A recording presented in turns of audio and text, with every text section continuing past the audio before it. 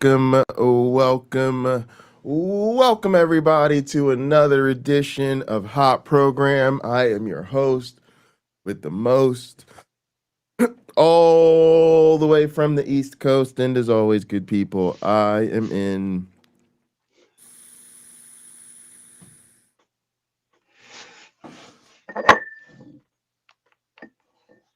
airplane mode, and now a man who is switching realtors. A man who hopes more people know what a 3-2-1 buyout is. A man who needs no introduction. Hello, Pocket Locker. What's the people need to know what the 3-2-1 buyout is. I didn't know this. I met with a financial advisor yesterday. My Indiana realtor, who's representing us when we go to buy a home, suggested I meet with a financial advisor, a friend of hers, who knew all these tricks I could use or opportunities I could use to get a house here before my house there is even sold. So, a 3-2-1 buyout is a way for sellers to help buyers for the home sale. Essentially, I am buying down their interest rate for the first 3 years they own a home. So their payments will be lower for those first 3 years. Obviously, over time, people generally get a raise every year or so. So their income level would supposedly increase during that time to help them more readily make payments when they go up to what would have been a normal amount for them. So you start with a lower amount and then transition over time to higher payments. Yeah, they would. Yeah. Awesome.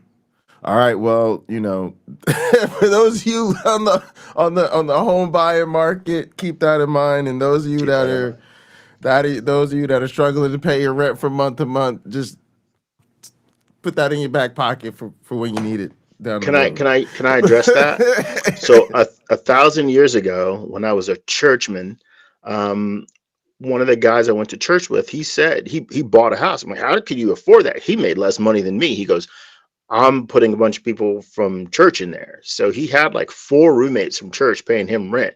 He goes, they pay my mortgage. They pay almost all of it. Oh So when I yeah, bought my yeah. house, I could afford my house on my own, but I noticed like there were parts of it I didn't go to. Like I had all these rooms I didn't use, and including a mother-in-law suite.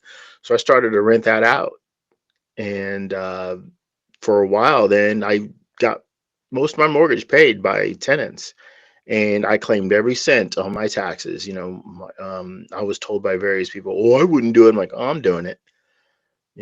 I'm getting it. I'm doing it. So some people would never claim it and just make that money tax free, but I felt I should. Um, Excuse me one second. I got to reply to a text. Sorry. Sure. All right, gang. So while he does that, I will go ahead and get us set up for today. So today is, interesting topic. This is I forget her name. This look on her face is fucking killing me. Cult College. Cult College. Go ahead, hit Cult College with a sub. I'm gonna hit her with a sub while I'm here. Our channel's actually good, not a bunch of fucking crazy dog shit bullshit like we get out here in the atheist space. But basically, she has been spending a lot of time, this is one of them content creators that reads MAGA so you don't have to. And she's been deep into MAGA on, I think, X and Truth Social. I don't think she does as much with Rumble, but she's been following MAGA, and she's really here to talk about how they're kind of having some kind of awakening and turning on Trump. And it kind of goes along with some of the other things we've been talking about on this channel, like sort of a newfound populism on the left and the Overton window kind of shifting back towards leftists being less polite and more open. But there's a deeper layer of nuance here that I'm wanting to bring to people's attention, and I know people aren't ready to hear it, but I think it's important, especially in this space, to think through this. There is a problem here. And the problem here is like so many things, including the dark bullshit that goes on in this community. where people, particularly white people, particularly when white people want to make spaces and way for other white people, there's a way in which people want to change course, change their minds, turn around, and there's never really any honest accountability for what happened and what went wrong and why it happened. And it's so important in our culture because it's why we keep having the same fucking social problems over and over and over again. Because we always try to just move on. Okay, well, everybody's saying the right thing now, so let's just move on and let's not talk about what happened. So anyway, what I'm getting at is I want us, especially secular folks, to be thinking through this. This awakening that is allegedly happening is people sort of realizing they were conned by Trump. Trump lied to us. Trump's a con man. We can't go with this. We're in trouble. What's going on? And they're mad. They're mad. A lot of them are mad as hell because they were betrayed and they were lied to.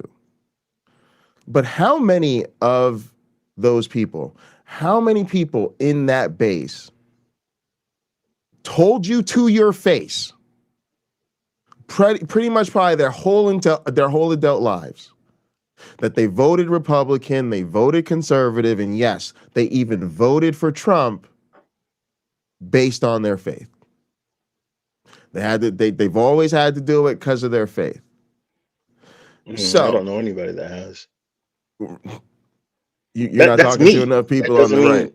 You're not talking to enough people on the right, because that's what almost all of them say when push comes to shove. Well, they need to read Colossians 3. They'll be stunned. No, they need to. There's been an unforced error there. No, we're not doing that. That's that liberal whitewashing of Christianity. The cruelty that they get from the Bible is the cruelty that's in the Bible. Anyway, what I'm getting at, gang, is people are not having this same waking up moment about Christianity. They're not having the same, oh, this has been a con. Oh, we've had the wool pull over our eyes. Oh, this has been a scam. Oh, this has just been a ploy to take our money. Oh, this has just been a thing that's gotten us to go along with all this evil shit.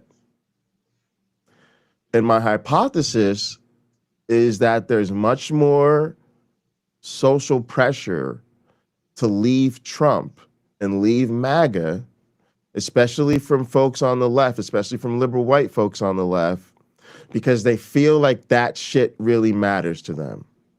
They feel like this MAGA shit has really been embarrassing. It's really affected all of us. It's fucked up the economy. It's fucked up their retirements. It's fucked up their investments. It's fucked up the education system. It's fucked up the things that matter to them and threaten their economic and social security. So they're on top of that MAGA shit. They're willing to call out people over MAGA. They're willing to go at them on the internet over MAGA. They're willing to go at them over the Thanksgiving dinner table over MAGA. Or they're willing to not even show up to Thanksgiving dinner over MAGA. They're willing to cut their family off over MAGA. They're willing to divorce their spouses over MAGA. But they're not willing to do that over Christianity.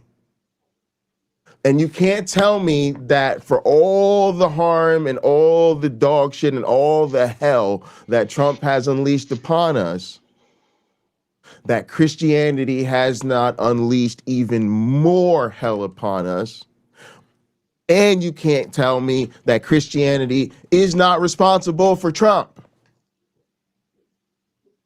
So what I need is for all my secular people, especially all my secular people on the left, to realize that, okay, when they come to you and they tell you they're done with Trump, and they tell you Trump's a con artist and a scam, and they're so embarrassed and they can't believe they ever went for that, I need you to hit them with, and now it's time to talk about the role your faith played in your allegiance to these people.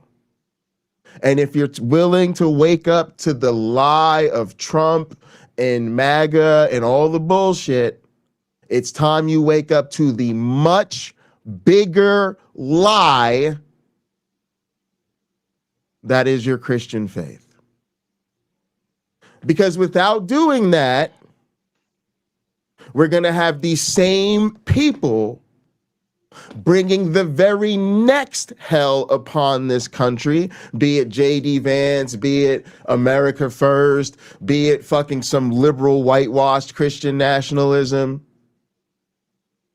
Christianity's going to continue to be responsible for the very next hell that is unleashed upon us unless we grow a pair and say, welcome back to reality, welcome back to the adults table, welcome back to democracy, welcome back to cooperation and participation. But we are going to talk about these motherfucking lies.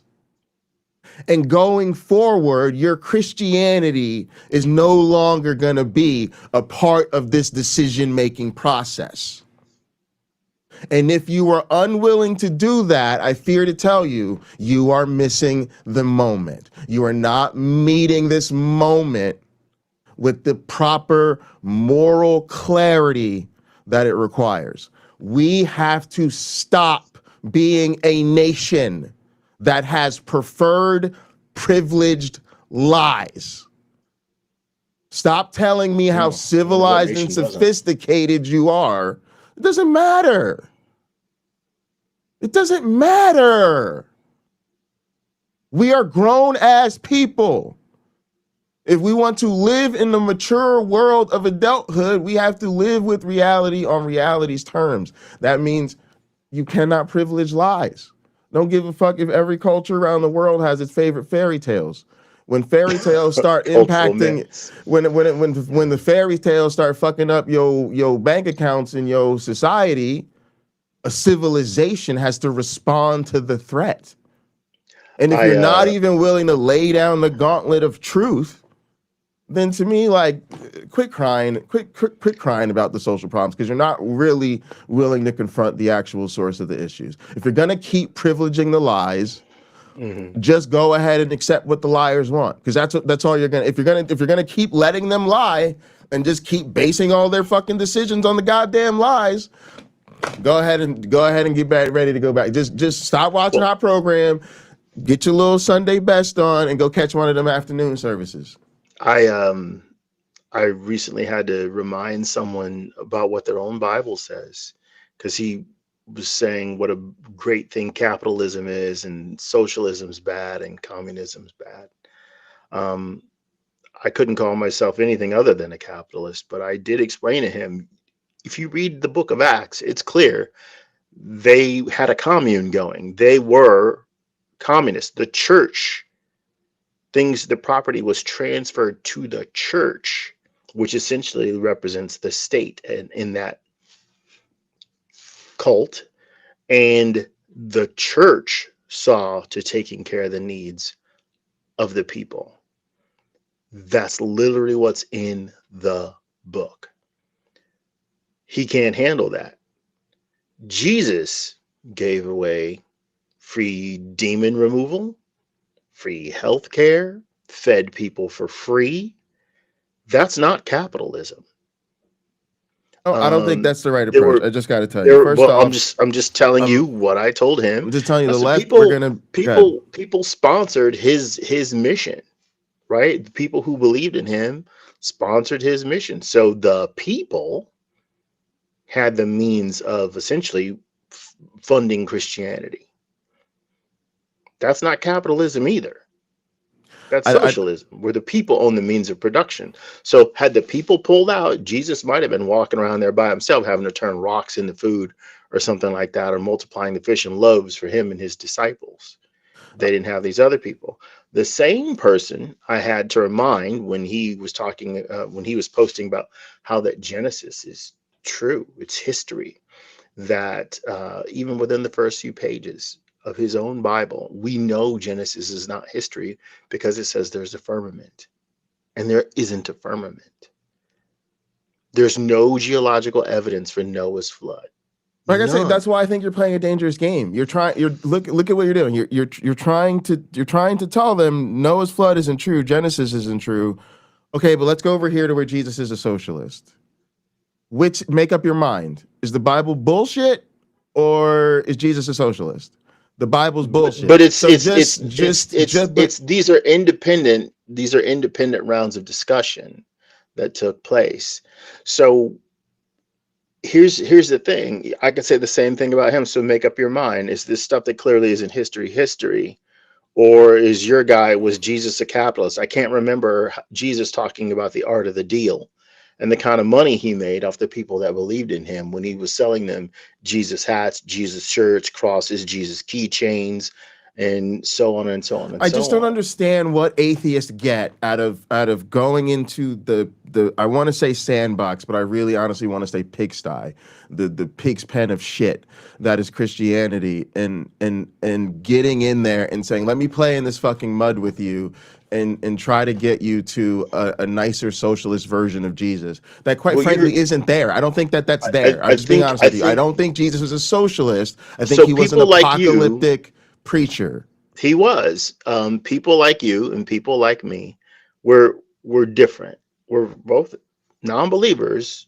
We're different. Um, there are believers that are different. You've heard me use this expression, hard ER believers, where every word of the Bible is absolutely true. I don't even need to turn 6 pages in the Bible to prove them wrong. I don't. But they typically won't accept me pointing out in their own personal Bible what the problems are. It won't sink through because it doesn't matter. You're talking about them essentially believing, they've selected some lies that they find comfort in and they choose to believe. I'm not changing their minds by proving them wrong. I'm not. What do you? And maybe nothing ever will change their minds. But again, But this is just such a cop out. What are we doing? What are we doing? You're literally just saying they're too emotionally attached. So I can't, so some now I are. have to go play in it. Okay, well then leave them alone. Leave them alone. I generally do. They're Again, too far gone. it's the audience I'm after. It's not the person. It's who's your audience. But That's who I'm talking to. who's their audience? Their audience, if Well, their audience is following that, their audience is likely them. They are their audience. They the same level of weaponized vile ignorance that person is putting out there is probably mostly who their audience is. And this is what I mean. Like, we're just this honestly, this is why I'm like so done with this whole atheist fucking online thing. Y'all just don't, y'all are just not serious. I just hate to say it, like, y'all are just not serious about this atheism thing. Y'all literally just think the Christianity shit is cute. It's like and you're not helping. Y'all are so fucking smart, but you're outthinking your own intelligence. People need strong, serious, decent people to just get fucking real with them. Cut but out the Pocket debate Locker, tactics. Cut out the bullshit. I Like, yo, I want to talk to you, like, real talk. And honestly, and that's what I'm saying. So leave them alone. Leave them alone. Like, right, but your I'm happy to resources, be your the atheist on intelligence. the plane. Yeah, I'm but happy to be the why? But atheist on the why? Fuck all airplane that. Fuck all that that. We talks to got people. spend more I'm a time with live and like let live person. spend more Well, time with I like think quite a secular few of us women that are. need our help. Spend your time with secular minority groups that need our help. Like, why? Like, I don't know. I just feel like we're begging for our fucking humanity with a bunch of people who clearly keep dehumanizing us. We're clearly their fucking enemy. I don't know how you guys, how I'm it not hasn't anybody's sunk enemy. in how deep Christian cultural indoctrination against atheists and non-believers is. Then we're just like getting in their fucking sandbox, but we're already quitting. We're already saying, I'm not going to be able to pull them out of their faith. I'm not going to be able to get them to think rationally. I'm not going to get them to be able to realize the Bible's bullshit. Pocket So then, Locker. I've been writing to this guy and some other people for years. I've and been where's it? commenting on that stuff for years. It's not giving up is not anything I'm doing. They're facing it. They don't like it. They're holding fast to their beliefs, but they're facing it, right? It's if I go to Frank Turek and I pose myself as a Christian, and it's one of these college things he does where he takes questions. Mr. Turek, if I'm sharing my faith with someone and they point out something in the Bible that appears to be not true, should I just lie and to the next person I share my faith with about that or not? What do you think he would say? Sorry, what was the question? If I pose myself as a Christian and I go to a Frank Turek college campus thing and I ask him, Mr. Turek, if I'm sharing my faith with someone and they point out something in the Bible that is factually untrue, when I share my faith with the next person, should I lie to them and pretend it's true? Yeah. Yeah, you should. What's he going to say? Yes, you should. I mean, he won't say And that, but he'll and give how some horrible is reasons. that, right? He's telling people to lie Honestly, I'm over when it. there's an untruth. Honestly, I'm over it. We don't It's care. demonstrably untrue. Nobody cares. Look, I'm not a belligerent person. I take the intellectual approach. I try to. But that's a problem. You're taking an intellectual approach to something that has literally no intellectualness to it. All right. X said the idea is to make it up as you go along. As long as you can retreat into a vague Christian label, everyone comes to your defense. I backed my mother into an intellectual corner. She said, God doesn't have a plan for me because It's not gonna work. I don't believe in him. Or was she saying because I don't believe in him? X, can you clarify that? Hang on, my one black friend is back. And then I wanted to read Kyle's comment because it sounds like what we kind of go back and forth over sometimes. Why? Oh, here we go. So Kyle's answer to the question of the day was, hang on a sec. The question of the day is, do you think the end of MAGA could be used to challenge Christianity? I think it needs to be. I'm not super optimistic that it will be. Kyle said, no, I do not. Let's get more rooted to racism, sexism, internal family systems, generational trauma, NVC, nonviolent communication. Kyle, I agree, but this is a back and forth we have in our community. I'm just going to be honest. I don't think you can do these things in the current Christian framework. I don't think these are things Christians can honestly take seriously within their world. And that's kind of what I'm getting at. We have to get honest about the fact that the reason we have so much racism, sexism, internal family structure issues, generational trauma, and violent communication is Christianity. It literally preaches these things. It teaches these things. It enshrines these things in people. It tells people these things are sacred, y'all. I agree. I wish we could just skip past Christianity, but we can never get Christians on board to address these issues when these are their beliefs.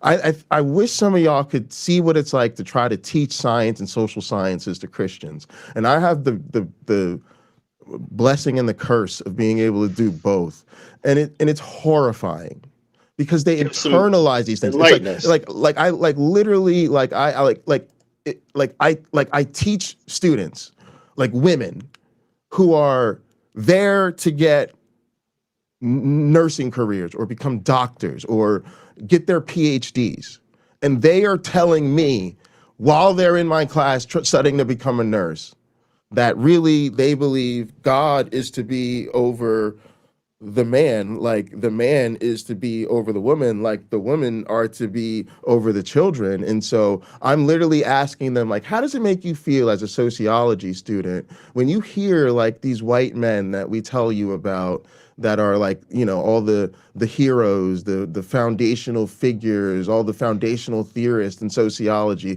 when you hear them say things like women are inferior and, you know, women, you know, don't belong in certain roles in societies, like literally all this fucking awful internalized patriarchy and misogyny. I'm trying to give them the ability to learn sociology while being critical of the historical figures and what they thought. Like we do a whole special thing on this, and we're doing this because we're trying to show them as women, we know these people were wrong. We know that their ideas are harmful, and it would be irresponsible for us to introduce them to you as like the father figures of sociology and not acknowledge all the racist and sexist things that they had internalized. Otherwise, you might think that sociology goes along with that as well, and it does not.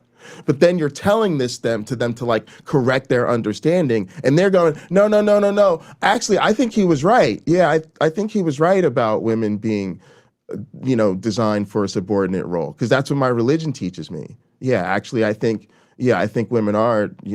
Yeah, that's what I have to deal with, and I want to scream, cry, go and drive in my car and cry my way home and quit my job. That's how that Well, you actually look. makes me feel. I'll say It's this. fucking horrifying. You mentioned in my intro, someone like, I'm looking for a new realtor. I didn't think my old realtor was aggressive enough. I think she was very. I can't speak to her. I wasn't standing next to her, of how well she handled objections in the moment. But when I was discussing them with her, I didn't think she handled them well at all. That's my opinion. I didn't think she handled them well. Yeah, here Michael If said you it. are, if you are, huh? Sorry, Michael said Frank Turek plays a Nazi in one of his talks and makes the point that lying is sometimes good when it's a greater good. No, he literally says lying is sometimes good. This is what I'm saying. Like So does the Apostle Paul.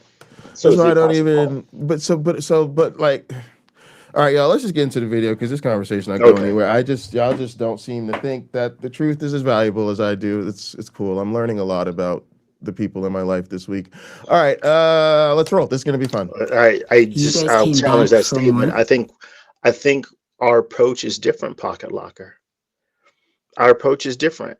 And it's okay. We've spoken several times about how different approaches are needed. You're not going to reach everybody by using the iron fisted approach, saying, hey, what you believe is a bunch of dumb shit, and you really should stop right now. Like, But y'all there's won't better try things to do with your that. time To and money. try it first. Y'all keep telling me my approach doesn't work without giving me data points on it. I don't like You know that. what? Look, you should do, if what you're saying is true, right? If what you're saying is true, you can do what Deconstruction Zone does, No, what no, Ian no, does, and have no, people call in no, and challenge you. no, no. Let me just be clear Call about in, the challenge you, distinction. and then No, you let me be clear about the to, distinction.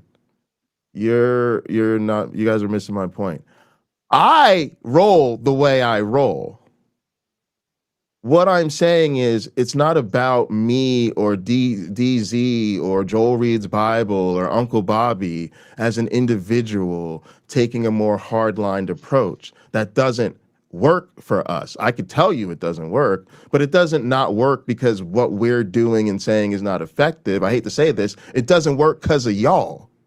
What I'm saying is the environment surrounding Christianity and conservatism and all this bullshit is prioritizing their privilege and their comfort, and it does privilege them. I don't know how you guys keep spinning all this magic in your heads, but when you allow these people, well, I'm gonna go play in your sandbox, and I know you're not really honest or really intelligent or really emotionally mature enough to handle the real truth, so I'm just gonna go in here and try to point out the nicer versions of your Bible and kind of steer you this way. When you guys do that, like, you are privileging their bullshit. You're treating them like there's something so special about them that they can't handle a normal conversation. And since that is the dominant environment that these people exist in, people like me, Joel Reed's Bible, Uncle Bobby, DZ, who's also a fucking asshole, by the way. I wouldn't really follow Deconstruction Zone anymore if I were y'all, but that's just me. So what I would say is, like, we're just aberrations to them. And because our response is so unusual to them, that's why it doesn't work, because they just say, well, we're the mean ones, and I wish you were more like my one black friend. I wish you were more like Alex O'Connor, who does the analytical approach. I wish you were more like, Richard Dawkins, who's a fucking cultural Christian. Like, so when you guys are telling us what we're doing is not working, it's not working because they can just run to you. And since they can just run to you soft people, it just makes us look like assholes. That's why I'm sick of it, because it's like, y'all know we're fucking keeping it real with them, but instead of saying, yeah, I actually agree with them, and like, yeah, you're kind of sitting on some bullshit and some motherfucking fairy tale, y'all are like, well, yeah, they're super mean, and no, actually, come, let's look over here, and Jesus loves all the people, and let's do liberal Christianity because it's nice and fun. So that's why our shit doesn't work. So what I'm saying, when I say try it our way, I'm not saying I'm saying as a society, as a culture, like we need to move the culture into not accepting Christianity. We need to move. It's the same thing. And again, I know y'all think I'm sounding crazy, but think about what's happening politically. I'm actually glad now that we had this conversation because that's literally my point when I talk about this MAGA shit. That's literally what I'm saying. I'm saying with the MAGA shit, we changed the whole environment, right? How did we end up with MAGA? Last time, just rewind the clock, not back all the way through 2025, but rewind it a little bit further back to 2024. When we were telling y'all, stop playing these fucking games with MAGA. And y'all were like, no, don't call them out. You got to meet them in the middle. You got to meet them where they're at. You got to do I wasn't saying that about MAGA people. Okay, but a lot of motherfuckers were. It's not all about us. A lot of motherfuckers were. And if you're not paying attention, let me tell you about the shift. That's what we're here to talk about. The shift. The shift is now, I've had it podcast. I have had a podcast, wasn't popping like this before 2024. They weren't popping like this back in 2023. Nobody was popping like that. Why? Because the tone is changing. People are sick of the both sidesism. They're sick of the being polite. So now you have this dark left energy. You have people on the left calling people out. They're cursing them out. They're cutting off family and friends, right? They're taking a much harder stance politically. They're saying we're done with the polite bullshit. The polite bullshit got us nowhere. So now we're coming out swinging, and what's happening? The political window is shifting to the left. The populist energy is shifting to the left. What I'm saying is that is the same shift that needs to happen when it comes to discussing religion. And it's not about the individuals saying, oh, we need to come out swinging and take a harder approach. Those individuals have always been doing that. It's about the meta changing so that the normies, the family and friends, the people that don't have channels, the people that are just following on social media but not creating content, like, nah, I'm sick of this bullshit. Now, I'm not going to keep pretending that Christianity is morality. I'm not going to keep pretending that you're all that you worship an all-loving God that's going to send everybody that doesn't believe like you to hell. I'm not going to hear this fucking foolishness about there being a curse on the world called sin. And I'm not going to listen to Christians preach to me about morality when y'all just brought us Trump. You just took away the women's right to abortion. You just backed the genocide in fucking Israel. Like, all the list goes on and on. The Epstein files, the January 6th, the COVID-19 responses. That's what I'm talking about. I'm talking about people having the same fucking shift in tone that they have had politically about the religion that brought about the need for the shift politically in the first place. And it is not just, oh, Jay, you take your hard ass approach and I'll take my friendly approach. Because as long as you keep taking your friendly approach, they're just going to run to you where it's comfortable. And what I'm doing is not going to work. But when that comfortable dries up, when they go to their nice atheist friend and their nice atheist friend is like, actually, I don't feel like playing nice with Christianity anymore. Well, no, friend, I want to debate the intellectual arguments about the objective morality and the argument from contingency. Have you heard that everything that begins has to have a cause? And instead of being like, well, yeah, let's sit here and discuss the finer points of women, they're like, no, fuck that bullshit. Like, I'm tired of this. Christianity is not true. Do you have some evidence? Can you give me evidence or a good argument? If not, shut the fuck up. I go there. I want evidence. Show me. That's all I'm saying. So let's do that. But when my friend from all the way from kindergarten says, "Look at the trees." Stop. This is both sides. Hang on, Theo. No. Y'all got to stop this. Sorry, I'm just done with the liberal narratives. No, I think both ways can have some impact. Reform from within and question the whole thing from, and I can't see what's damn near meaningless statement. Sorry, y'all. We got to get critical. I'm a goddamn professor. I'm gonna do some. No, it's pocket locker. You have a different. Listen to what I'm saying. You guys not hearing me. Thanks for the comment. First off, what does that mean? Any approach can have impact. What does it mean to have impact? I'm saying it's too vague, and you're not understanding what I'm saying. I understand there's a million approaches that can have some impact, and a million approaches can affect a million people different ways. What I'm talking about, y'all, is the cultural and social environment, and there's always gonna be a meta. You're always gonna let's take 100 atheists, put them in a room, and now ask those 100 atheists a slew of questions so we can figure out where they're at on the spectrum of liberalizing Christianity, being all friendly, or forcing that shit out the door. We cannot keep saying there's a myriad of approaches I fucking get that. I'm not a fucking idiot. But what I'm saying is the overall environment has a temperature to it. The average approach has a temperature to it. And that matters because it creates the much larger environment in which those various approaches take place.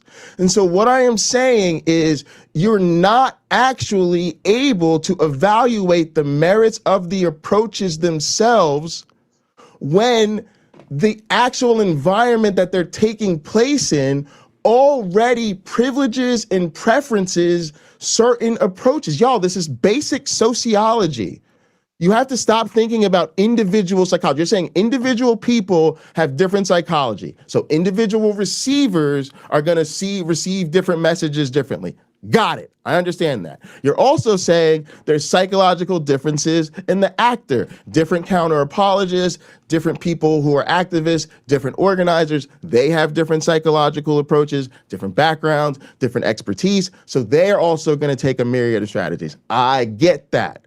But there's still a meta, y'all, right? Like when we talk, y'all, a lot of y'all have seen the chart, right? Y'all have seen the chart where it tracks who's left-handed over time. Right? Who's left-handed? And you'll see that like back in the early 20th century, it was like real low, and then it started to go up, and then it shoots up, and then it flatlines, right? And he asked students about this, because we say the same thing about trans. When does this come up in my class? It comes up in my class when I'm talking about trans people. And students start going, oh, there's trans people all over the place. There's so many trans people. Whoa, why there's so many trans people? And I show them that chart, and they immediately make the connection. The difference is, right, not how many people in the population are truly left-handed, but that being left-handed used to be considered sinful, evil, demonic, and it was stigmatized. And so once it became less stigmatized, you saw it rise in frequency, and then it eventually does what? It flattens out once you reach the true frequency. So is it that being left-handed all of a sudden became more or less effective, quote unquote, or there was like an adaptation and all of a sudden more people were being born left-handed? No. The cultural environment changed, and all of a sudden people who were left-handed went from being considered evil sinners who had to hide their left-handedness to all of a sudden it was neutral, it was fine, it was acceptable. So now all of a sudden more people are openly left-handed. That is what I'm saying is the change. We have to change the cultural environment, because right now, the Uncle Bobbies, the deconstruction zones, the Jovans of the world, we're left-handers in the early 20th century. We're left-handed, and our left-handedness, being crazy, being aggressive, it does work sometimes. It does get through to some people. Sometimes. But most people, certainly all the believers, think we're fucking assholes, and they shut us down. And then most of the fucking atheists say we're fucking assholes, and they shut us down. So most people don't think our approach is effective or don't want to hear what we have to say. Because again, they can go to the other 97% of the population, Christians and atheists included, who are going to be like, yeah, those real mean atheists over there, yeah, they're sitting on some bullshit. They're being totally rude to you. We'll be nicer to you over here. So look, you don't have to agree. You don't have to agree, but it's please not important to me. It's not important to me that you are not rude to people. It's important to me that I'm not rude to people. That's fine. If you want to go ahead is if you're walk in a church and say, like Uncle Bobby would, y'all all sitting on some bullshit. If you want to say that to them, that's your prerogative. But see, I don't think he would do that. But he says that in his podcast. I've been listening to him lately. He's sitting on some bullshit. He's never said he would go into a church and say that. He never said that. But I'm saying you're the mean atheist. You go right in there and you try it. It's Let me not. know It's how it not. It's works. not even about being mean. See, that's another I guarantee you, mischaracterization. you'll It's have one not. of the I've most said. I popular said we're YouTube called. shorts I said we're ever. called mean, but we're not So being you're called mean. mean. We're So about. We're about who? practicing radical honesty. And again, you don't have to agree with me. All I am saying is I want I'm not people to gonna agree with understand the you. No. point. You're making this about a difference between our approaches. What I am saying There is is one. I'm making, okay, that's fine. And I'm saying my approach can't be accurately assessed for its effectiveness because the culture is dominated by your fucking approach. I'm okay with that. All I'm saying is to really see how effective my approach would be, it's not about thinking about subscribing to this channel or that channel. It's about understanding that there's a cultural environment in which messages are received. Culture matters.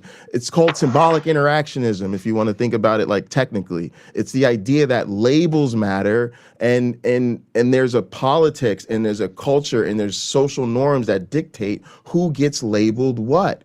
And so what I'm saying is, like, for instance, if there's a meta that says you don't talk about politics, and people know you don't talk about politics, people who say, hey, I want to have this political conversation that's really important, part of the reaction to them doing that is going to be dictated by the cultural norm that says you don't talk about politics. So a person who talks about politics in a society that is dictated, you don't talk about politics, is automatically considered deviant, both statistically deviant, meaning they're deviating from what the normative behavior is, and they're going to be considered deviant based on values because we've placed a value on not discussing politics. Now, if that changes, like it's changed in our society, the prohibition of discussing politics and religion in 2025 is nowhere near what it was in 1970, which was nowhere near what it was in 1950. Right? So it's become more normalized than it was. That's what I'm talking about. I am just literally being honest with y'all and saying, stop thinking that these approaches are all about the individual giving the approach and the individual receiving the approach. I'm literally a sociology professor asking y'all to think like sociologists, which is that there is a social environment and a context that all of these conversations happen, and that environment colors and filters how the messages are received. And so part of the reason people who take a more hardline atheist approach are not having the kind of effect that they would have ideally is because the environment dictates that that approach is seen as deviant. It is statistically deviant, meaning most atheists don't take that hard of an approach. And of course, since the believers are all on the other side, they definitely don't take that approach. So the people who do that are statistically deviant. They're doing something that is unusual. They're also considered morally deviant based on values because people value the neutrality. They value being open. They value having this friendly, polite discourse. You see that. What's the content on YouTube that gets all the clicks, all the views, and all the likes? It's the friendly, analytical stuff where we're going to sit back and we're going to pretend and we're going to debate the merits. So what I'm just saying is, part of the issue for people who have a different approach is we just don't live in a society where that approach has become normalized enough to see what it would really do. It currently has to deal with the fact that it is considered a deviant approach. And I honestly don't know how anybody could even argue this because it's so obvious. Well, look, you and I have real data. You and I have real data. Your approach hasn't made your family a bunch of non-believers, and neither has mine. There are no more atheists in my family since I became an atheist. Our stats didn't pick up because in my family, they know I would have checked it out. The reason I don't believe is because I studied. It's not because I just decided not to one day. The reason I don't believe is because I found real problems that I can't adjust my morality to sink to the level of the God of the Bible. I can't do it. I'm already Right. superior to that. And that's Morally my critique. superior. My critique is that the reason that atheism is not making strides is because of exactly what you said. Most atheists are prioritizing, and for good reasons, family, friends, work, marriages, communities, on and on. They are prioritizing that culturally accepted approach. And the culturally accepted approach for atheists is to just try to be accepted. Is to just try But to you go took along to the get your along. approach is not just trying. I'm not. Your approach is I'm not coming to Christmas dinner, Right, or you're your right. approach is, hey, I'm not going to stand around for this Right. prayer that you And guys so let keep me be doing. clear. Let me be That's clear. your What I am approach. And saying, and, and and so hold let on. me no hang And on. I Go use ahead. this example from the Grinch that stole Christmas. They all still gather around and sing Bahu Dore, even though all the Christmas gifts are gone. Right. So my point So it's is not about you. It's no, about but them here's my gathering point. and them worshiping. But here's my point. Mhm. Me deciding to not show up for Christmas dinner is never going to be effective because, again, it's the deviation. Most atheists go home for Christmas and shut the fuck up. And most atheists actually probably pray over Christmas dinner. We bow our heads to Jesus, and they go along with it. So as long as that's the case, I'm going to just be seen as a really too atheist who takes it too far by not coming home for Christmas. My point is, you will not understand the effectiveness of my approach until most atheists are willing to not go for it. That's my point. And I won't be able to see what I'm talking about. That's when I say, let's try it my way. When I say people keep telling me my way works, my way doesn't work, but we haven't tried it. That's what I'm saying. I'm not saying most people say my way works because I haven't tried it. I'm saying most people say my way doesn't work and we haven't tried it. And what I mean when I say that is I need most of y'all to stop going home. If most atheists stop going home for Thanksgiving and Christmas, it'd be a totally different conversation. It would be national news.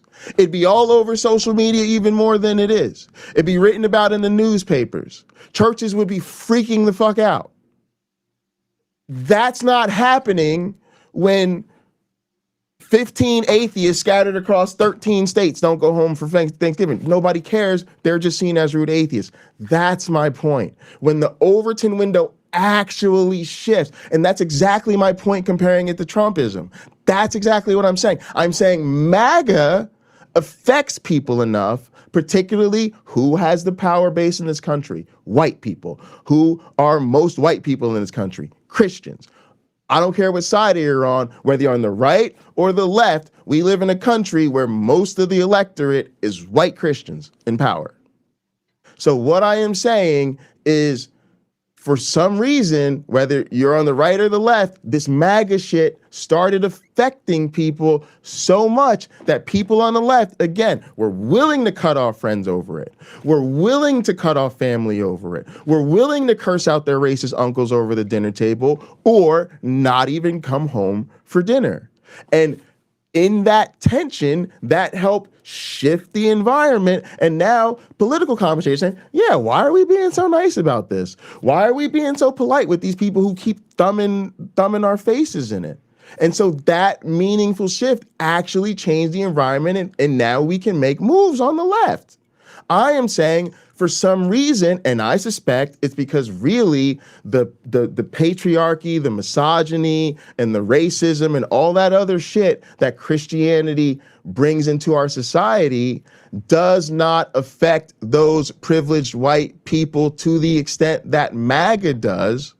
They are more willing to go to bat and to go to battle over MAGA than they are over Christianity. And that if people did this same shit that we're doing with MAGA over Christianity, the same way people are waking up to the bullshit of MAGA, they'd be waking up to the bullshit of Christianity. That's why I wanted to have this conversation, because I want people to think about, damn, we really did put some pressure on these MAGA people. And even though it's slow, and it's just still a little weird over there, and it's a little too late and all that. There are real changes happening over there. And then I'm asking myself, why are we not seeing the same thing happen with Christianity, which has been affecting us and ruining society way longer and way more seriously than Trumpism has? And I had to come to the conclusion it's because it doesn't affect those people in the same way. And so they're not yet similarly motivated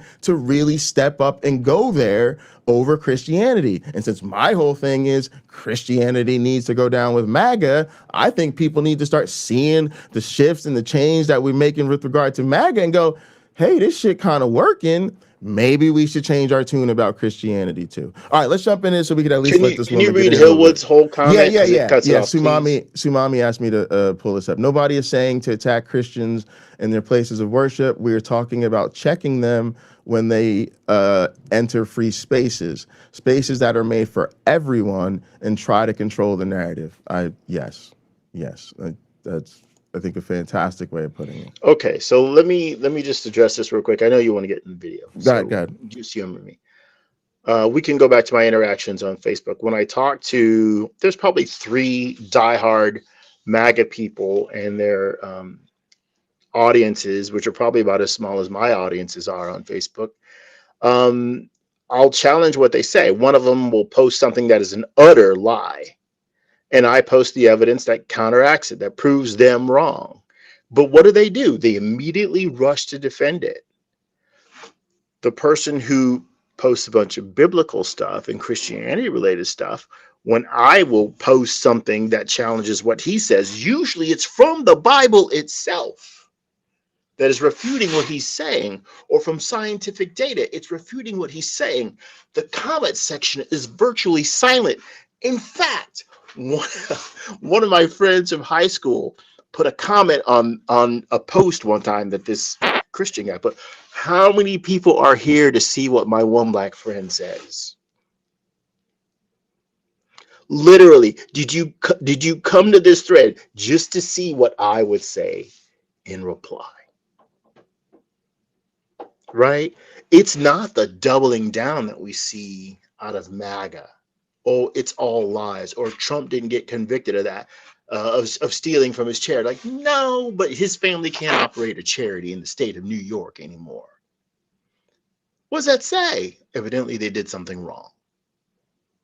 But it doesn't mean enough to them to switch. One guy said, until I see him with the dead body of a 12-year-old boy that has been molested or something of that nature, he's still going to be a Trump supporter. Yeah, that person is a useless waste of your time. And does it have to go that far? Right? We're all about to. I'd be willing to bet we're all about to watch Ghislaine Maxwell get a partner. I can tell you based on shit going on in this atheist community.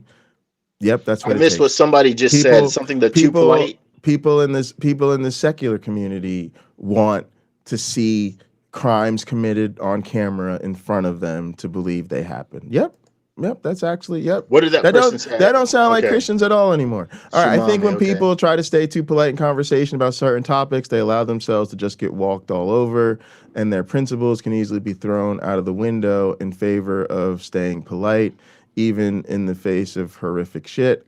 And she said, my family stopped forcing me to pray at dinner. Eventually, they stopped going to church on Christmas altogether. And now my mother flat out weighs off the Bible altogether. It took 35 years, but... And Hillwood said, exactly, we got to stop acting like making people uncomfortable is some type of villainous endeavor that will destroy the very fabric of decency. Yeah, and Hillwood, all I'm saying is the environment matters. I just hope y'all take that away. It's the same thing I have to have my students take away.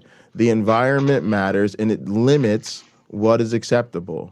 I'll give you a perfect example. We talk about mental health a lot. That's a real serious topic. A lot of black communities are not educated in mental health. What does that mean? When mental health things happen, they don't interpret it as a mental health challenge.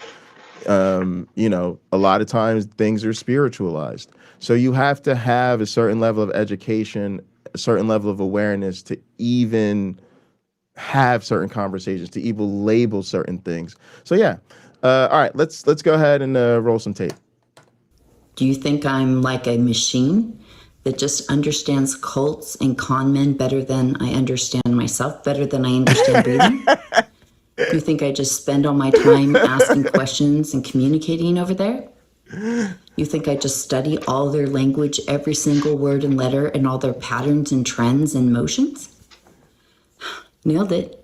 Let's get to it, shall we? Okay, so last night, It's so Trump funny. was caught on a hot mic, which is debatable amongst people in the comments. But he was walking through, someone was filming it. It says, I can't appoint anybody. Everybody I've appointed has had their time expire. Then they're in default. Then we're losing. Mind you, he walked like by 6 portraits of himself. So I'm going to start by reading the replies to that. That says Trump so can blame much. others all he wants. It's the neocon snakes he put in positions that are intentionally sabotaging the administration. Bondi and Cash should have been fired months ago for their incompetence. I want to remind you that when I'm looking through these comments, the ones I read you are the people that are directly coming at him.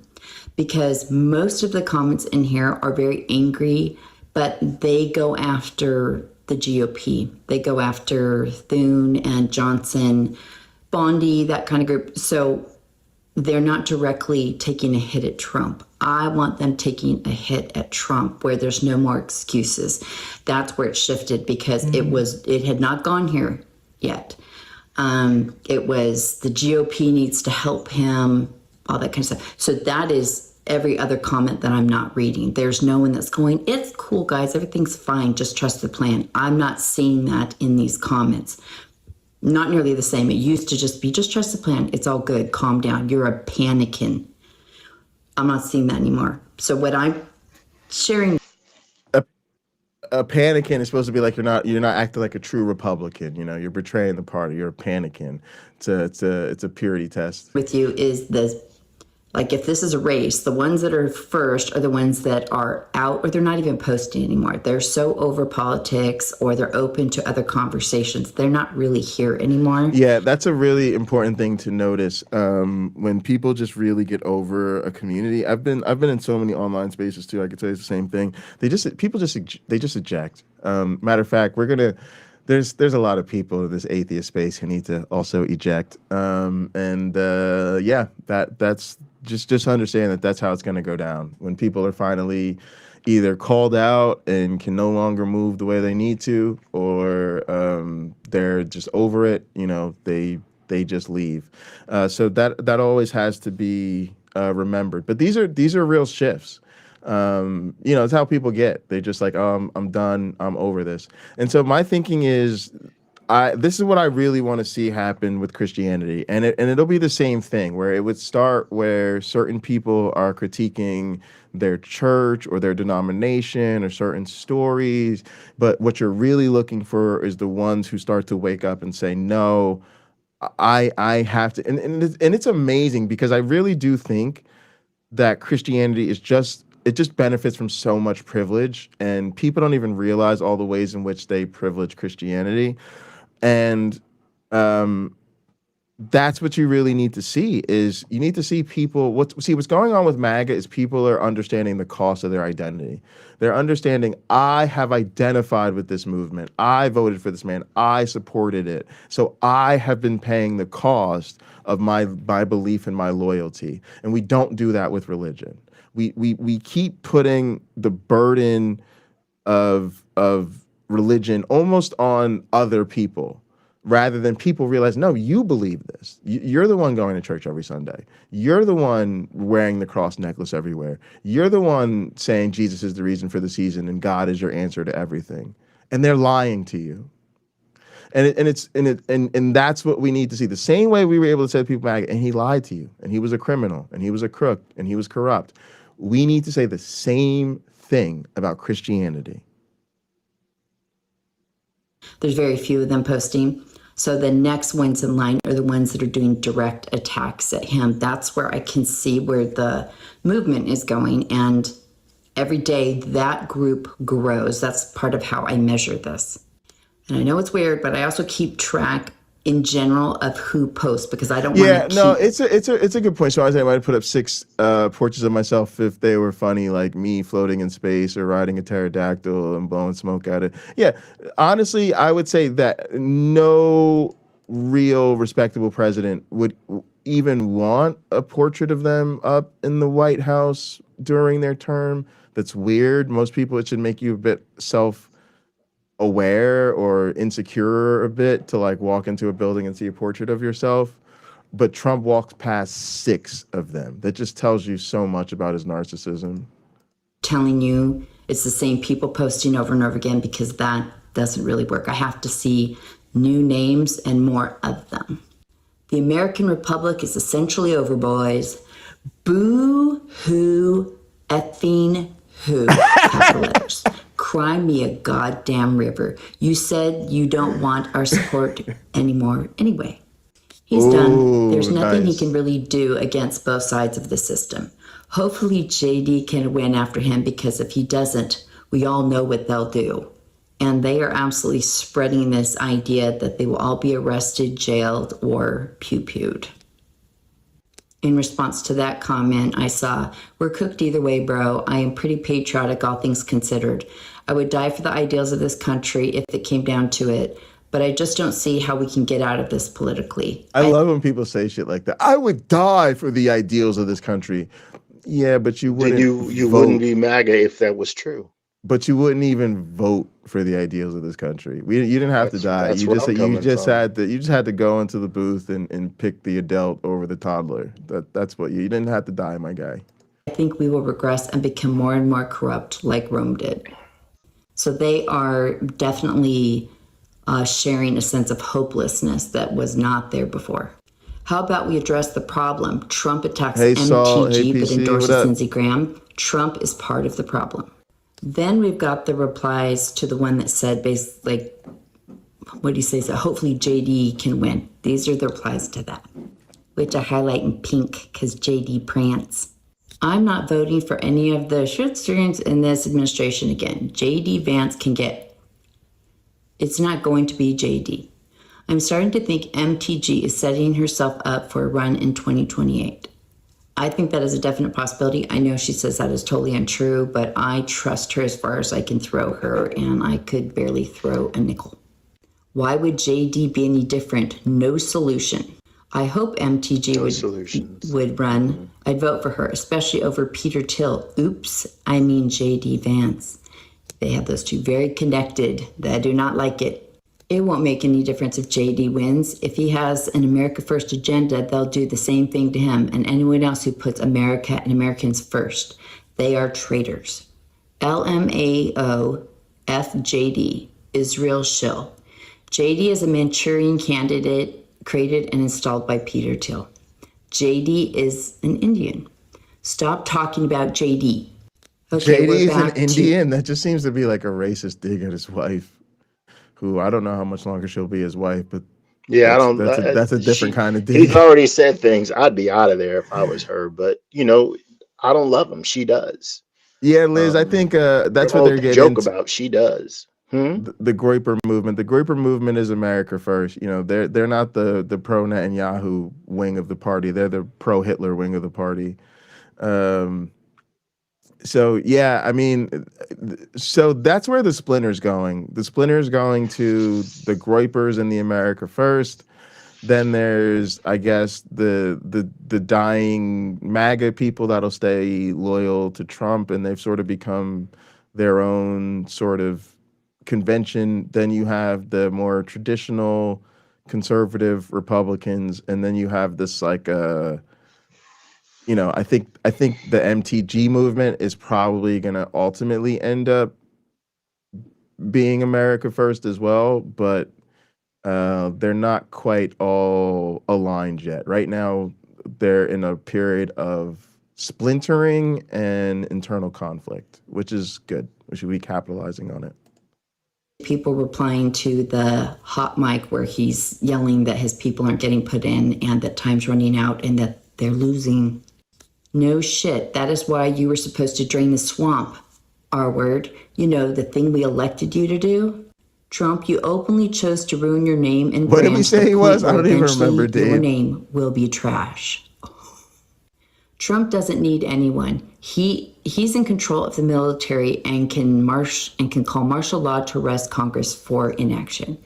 So I'm seeing more of these calls for him to like just do martial law and, get all of Congress and make everyone do what he wants. So I've had to explain to them what martial law is, much as I've had to explain to many of you, and that is not really a thing that Trump can do. He is not really in charge of the military the way people think he is. So that's not anything I really ever stress about. So both sides need education on martial law and the military and Trump. Yet he keeps endorsing the swamp creatures. Told you his plan was a scam. This dude can't get shit done. Hot mic my ass, nothing happens by accident, especially in that building. Walls are closing in on Trump. He complains, but look who he surrounds himself with. He is losing his agenda and voters. This would be a legitimate complaint except for the last 10 years. Trump has overwhelmingly endorsed every single establishment candidate during the primaries, not to mention he routinely keeps trying to seduce Democrats and then gets played for a fool like with Queller. I don't know, the guy that he pardoned that's a Democrat. And then he's like, yeah, I'm still going to be a Democrat and I'm going to run for office. And then Trump threw a tantrum. I don't know, if it looks like a lame duck and walks like a lame duck, go cry somewhere private, Trump. Well, welcome to the party, you effing old senile piece of shiz. Where have you been the last 11 months? We've been saying this for 8 months. Why is he just seeing this now? These traitorous Republicans need to fear for their lives or they won't do a thing for him. These traitorous Republicans need to fear for their lives or they won't do a thing for him. I just wish they had this energy about their church. So this is the other things that people are saying, like they're either calling him out or they're calling out the Can you Republicans. pause it real quick? But what I'm Sure. Pause it real quick. So what you said, here's what's important about that.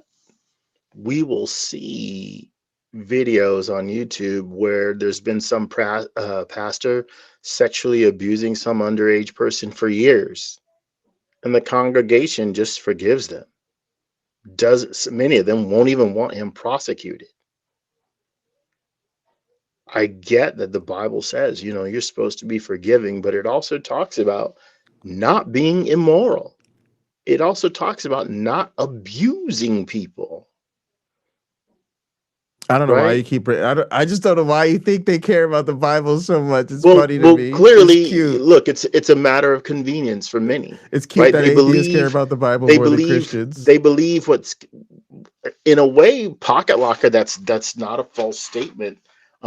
People who've read the book more than once, like myself, I'm trying to hold them accountable in some ways where they don't want to be, or they don't even know stuff that's in there. I'm like, you know what I think it is? I think it's Go ahead. emotional attachment to all that time you spent reading the Bible. I think you spent all that time studying the Bible, and now that has to be good for something.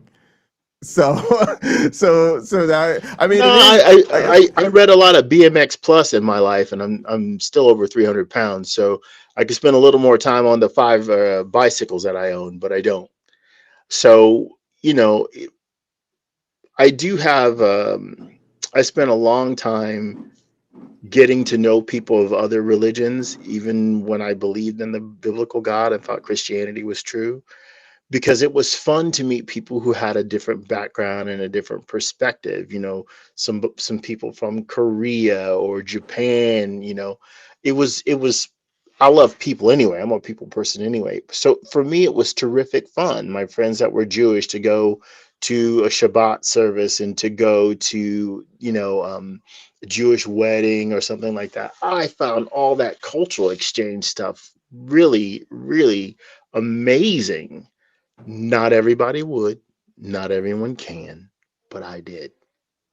So I'll try to approach a person from where they're coming from, right? I'm not trying to interrupt their direction. Like, okay, what are you trying to do? And I've asked people as an atheist, when friends have come to me with some issue, and I said, do you want me to give you a solution that has nothing to do with your faith or one that does? And usually they want one that has something to do with their faith.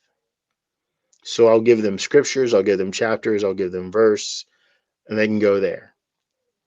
If that means more to you, that way, and to enact the changes you need, then let's take that approach. I don't mind that. For me, Pocket Locker, and in my life, in my experience, it's not adversarial. Your experience might be and feel very different from mine. I'm not going to promote a book that says I'm going to hell. Yeah, I guess it feels pretty different. Look, I got a Bible from like 1864. It's got the book of Enoch in it, which says hell is in Duda El. We can find, I've said this before on the Hot Program, you can find Duda El on Google Maps, Land of the Cauldrons. You can go there. There's no door, there's no gate that leads to hell. They just didn't understand anything So I guess about the question would be, what about where volcanic you're activity. coming from? Like, I guess maybe that's it. Maybe I feel like these conversations are too other oriented. Like, what about where you're coming from? Like, I don't know. All right, let's roll tape, because we don't have to have the same conversation about the Bible. I don't like it. It makes me uncomfortable, but it is what it is. Seeing is violent rhetoric against them, like pew pew language, like storming the Capitol, like the smoking end of a pew pew needs to be pointed in a certain direction. Like, yeah, that's why I say, like, I think ICE is out to, intimidate people on both sides.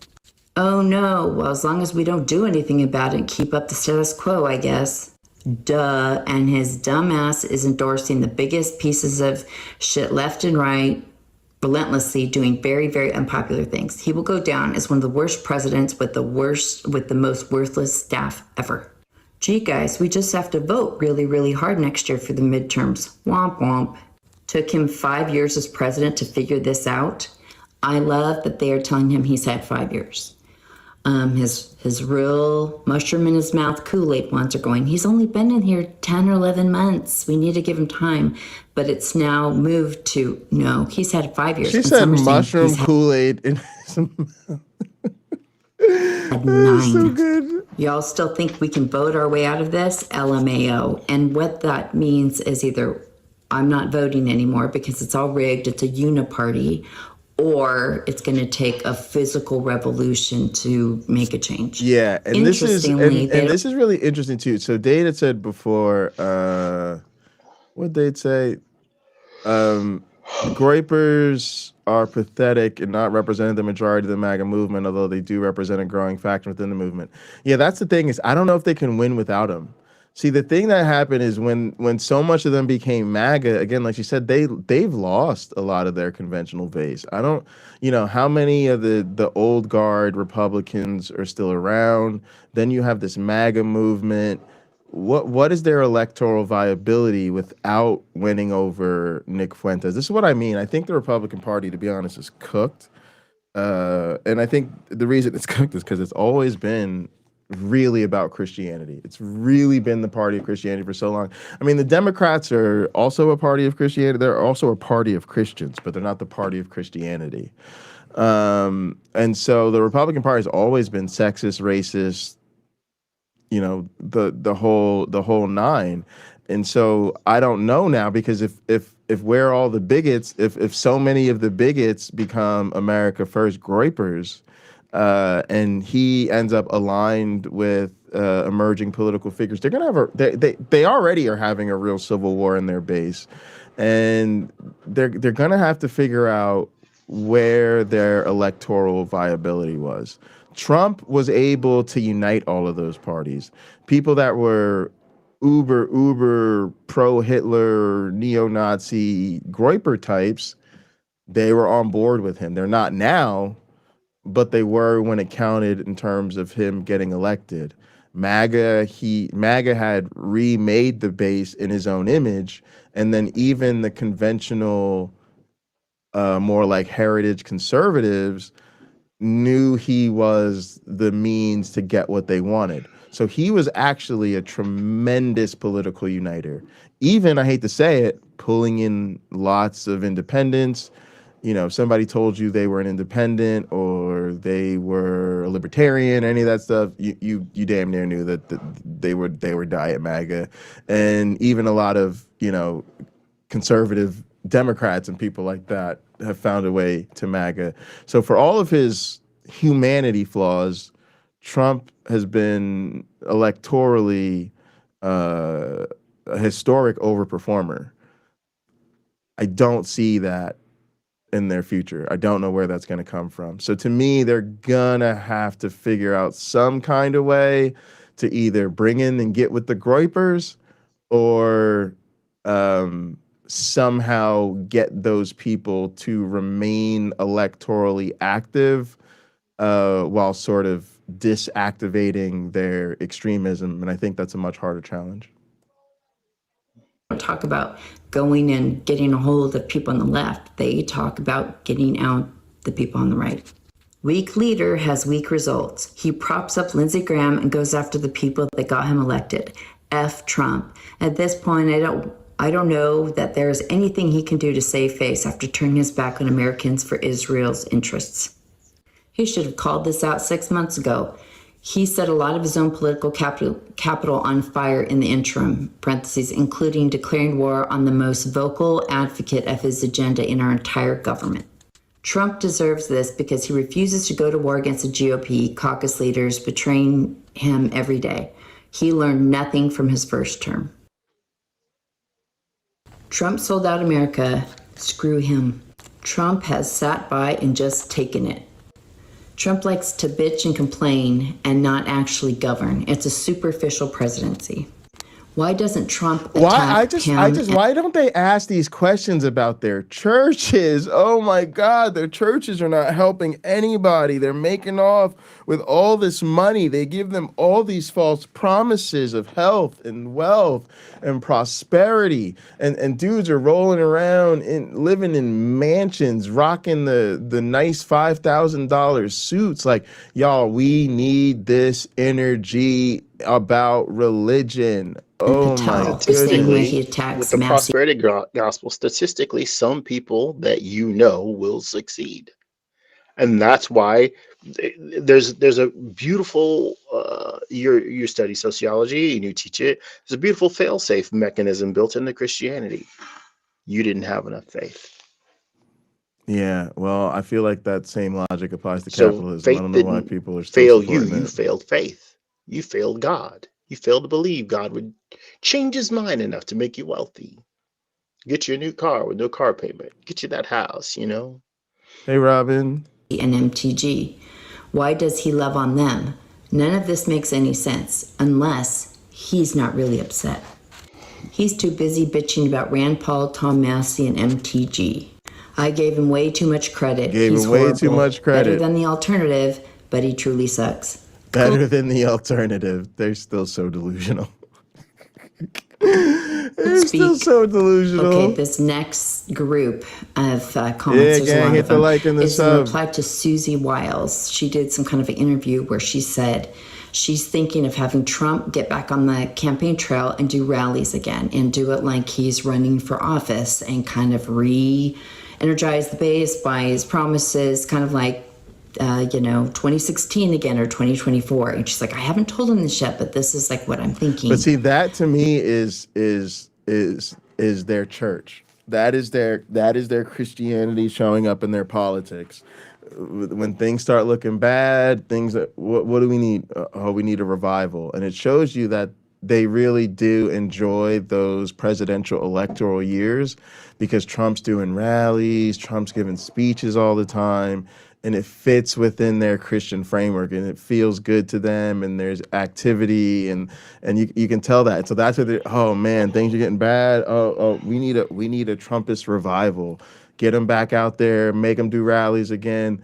And the funny thing is they're doing all that and they will to be honest, they're walking themselves back into it because what they're really asking for is let's have Trump do the rallies again. Let's start feeling the Holy Spirit of MAGA move within us. And then once we recapture that energy, we're going to have to keep rolling with it and just, hey, I guess we should just let him run again. And of course, he's already selling Trump 2028 merchandise. So this is how, I mean, these people are still crazy and deluded. And this to me is why Christianity has to go down with Trump. You've got to recognize these people are still functionally illiterate, and that's what religion does to people. That's my new thing. As an educator, I've seen enough that I feel morally obligated to really speak out against it far more strongly. Christianity makes people functionally illiterate, and you're seeing it in the delusion in these MAGA people. These are replies to that idea. He'll be doing rallies in front of 100 people. Who the hell still believes Trump's shtick? Oh, I love that His one. crowds were This is all just pathetic puppetry in a dying cult. By the time midterms come around, all that's left Pathetic puppetry in a dying cult. Imagine hearing them say that. Again, they're saying, I accidentally hit the mute midterms come button. around. It leaves Trump. He'll be doing rallies in front of 100 people. Who the hell still believes Trump's shtick? Oh, I love that one. That's so good. This is all just pathetic puppetry in a dying cult. Pathetic puppetry in a dying cult. Again, we have gotten them there on MAGA. Why are these saying? Because you know that person's a Christian. You know, y'all all know we somewhere between 90 and 95% sure that motherfucker definitely a Christian. Why are they seeing this about Trump, but not seeing this about something they've been dedicated to their whole lives? It's because of us, y'all. It's because of us, y'all. We're more willing to curse them out, cut them off, not show up to holiday dinners over this MAGA shit. So they have felt the cost of their allegiance to Trump. They have not felt the cost of their allegiance to Christianity because we have not made them feel that cost of their allegiance to Christianity. By the time midterms come around, all that's left to support Trump will be R-word boomers on their deathbeds. There's a lot of younger MAGA like Gen X or millennials that absolutely despise the MAGA boomers. It's going to hurt because people already know that Trump is a liar and does not stick to what he promises. No one's going to believe him except the loonies. They were MAGA, but now they think the ones that completely believe in him are loonies and members of a cult because they are, but they are able to see that now. The ones that believe in him are loonies and are members of a cult, and they can see that now. Mm-hmm. Y'all see what I'm saying? Why are they not having the same realization about Christianity? The ones that believe in this are loonies and are members of a cult. We have made them see this with Trump. They still cannot see this with Jesus. And I beg to tell you, it's the environment. Well, I think one of the reasons may be that church is the reunification spot from week to week. They gather again for church, and then those friendships are rekindled a lot of times or affirmed in some way, whereas there aren't Trump rallies now, right? They hardly happen now. And even towards the end, fewer and fewer people came. It's just a fact. I still think it's social pressure because I'll tell you this. I think the reality for most MAGA is they probably have more frequent contact over MAGA than church. And I say that only because we live in the social media era. 10, 20 years ago, I probably would have agreed with that. The only thing I think is different now is I think if you're really MAGA, especially if you're MAGA on social media, you're in that Trump shit every day. At most, you're in that church shit on Sunday morning. Maybe you're in a Bible study or something like that, you know. And the stakes are higher. The stakes are certainly higher for church. I would agree with that. Because you get heaven, and heaven is forever. It could be a lot of things. I'm gonna stick to the thing that I know to be part of this, because I'm not letting motherfuckers skate. We're not putting it back on them. This shit is on us. We successfully. I'm not gonna let people skate on this. This is history right here. This is history happening. This is history happening. We did not let people skate on that Trump shit, and we changed the environment about what it means to be a Trump supporter. And yes, they're still in insular groups, they're still in cults, they're still in bubbles, but society has let people know we are not fucking with that Trump shit. And we have not done that with Christianity. So yes, it could be a whole every y'all gotta understand. Life is motherfucking nuance. I'm a goddamn anthropology professor. I ain't gonna let people fucking get the game fucked up. Life is nuanced. There's always multiple factors, multiple contributors, multiple theories, but that doesn't alleviate our responsibility and our accountability. We have moral clarity on Trump. We create social pressure around Trump being a liar, Trump being evil, Trump being immoral, Trump being detrimental to society. We should recognize the same moral obligation to recognize that Christianity is a cult, Christianity is evil, Christianity contributes to the downfall of society. These motherfuckers are, matter of fact, care about these motherfuckers. These same motherfuckers that are waking up to Trump and MAGA are still being victimized by their goddamn churches. And people don't care. Why? Because they want to be comfortable. And so that's really where I'm at with a lot of these atheists.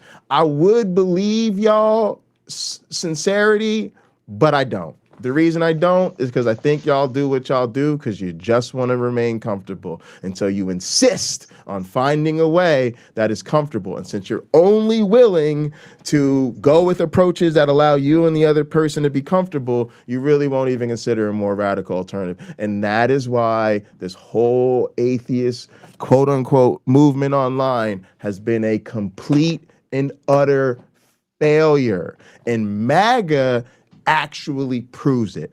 MAGA actually shows that atheists have failed. MAGA actually shows that all them debate shows, all them call-in shows, all them fucking lectures, all them books, all them conferences, all them organizations are motherfucking worthless because they have been doing this for eons and ages and fucking decades and since the dawn of the motherfucking internet, and these motherfuckers are not creating any motion, twin. They have no zhuzh, they have no motion, they have no energy, they have no vibe. The shit is dead. It is not fucking going anywhere. Don't believe me? I'm sure as soon as this show's over, probably already, the line is probably on right now, taking useless fucking calls from fucking people who are more or less flat earthers. And really, they just want your fucking money. I'm just calling a spade a spade. They just want your goddamn money. They know their shit is bullshit. That at this point, they've just decided this is just entertainment. And this is a way for us to just make money off a fucking atheist, thinking it's entertaining to laugh at Christians. They know good and goddamn well their programming is not helping the motherfucking things. People in this space are not out to do shit, y'all. They're fucking worthless. They're out here to get clicks and the likes and to grow their fucking channels on YouTube. They do not give a fuck about your humanity. They do not give a fuck about the oppression of marginalized people. Again, they only use marginalized people as a means to shame their political opponents. I said what I said. They only use marginalized people as a means to shame their political opponents. This whole atheist space, yes, the one I've been participating in, useless. I've pretty much unsubscribed for almost everybody. I don't fuck with none of them organizations. We're boycotting all the organizations. But the reality is MAGA has pulled y'all motherfucking card because it shows you that when Americans get fed up with something, when they get sick and tired of fucking something, they change the motherfucking narrative. They stop with the both sides bullshit. They stop being fucking polite and they apply that motherfucking pressure. And when enough of us apply the pressure, the bullshit starts to crumble and people start to see through it because the cost of not doing so becomes too high. We have not done that with Christianity. The fact that we could do it with MAGA and people are waking up with MAGA and they don't see the same thing at their faith means all them atheists you have been following, subscribing to, and believe that they could lead you somewhere have not led you a motherfucking goddamn foot in the right direction. So now they're the crazy ones. Trump fandom sinks by the day. This is the dumbest strategy possible. Trumpism is dead. Trumpism is Without dead. Trump on the ticket, the base won't turn out to vote. So it's like he can get out there and try and hype things up, but he's not going to be on there in 2028. And a lot of them don't like JD. They don't like Peter Thiel. They don't like anyone in that administration. So him going out there without him being on the 2028 ticket and him not being able to get Congress to do anything, it doesn't matter that he's the face of it now. And it's actually a problem. They don't realize Trump lost his true base. That is a very flawed plan because Trump's shine has come off. Love it. I love that one. Now, gang, I'm just fantasizing. I just want to jerk off and splooge all over myself. But can you imagine them saying the shine has come off of Christianity? Nobody's buying this Christian bullshit anymore. But Pocket This was Locker, clearly a scam. statistically, fewer people are attending church. Good. Fewer people are saying they're not affiliated.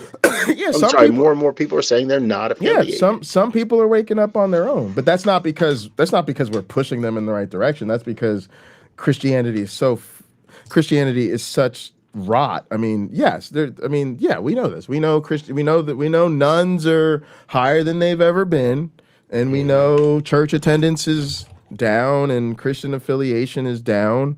But I don't think that that's because the pressure is being applied. Matter of fact, what that to me says is stop being fucking cowards, y'all. The trends are in our direction.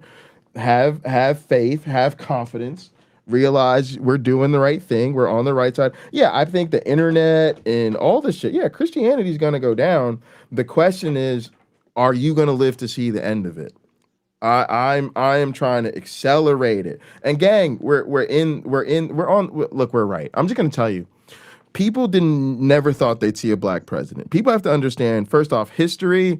Even that guy, that Stormer guy, I show y'all a lot. That really good historian is like a resistance history of America. The resistance historian, he's really great. He says the same thing, and people forget it because people always want to go to history. He says historians are piss poor fortune tellers.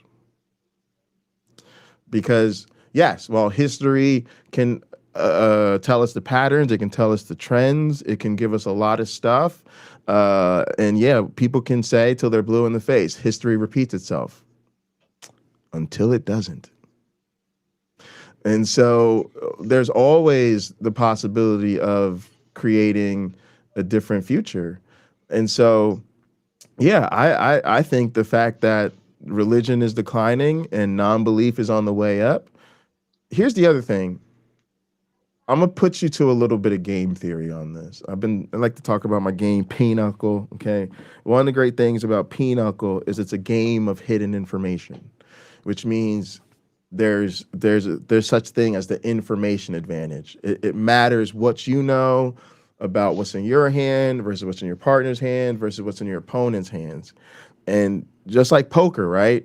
You know, if you got the hand, you got the winning hand, you got to go all in or you got to go for it when it's your time, when the cards are in your favor. We have a major information advantage that people don't take advantage of. We know Christianity is bullshit.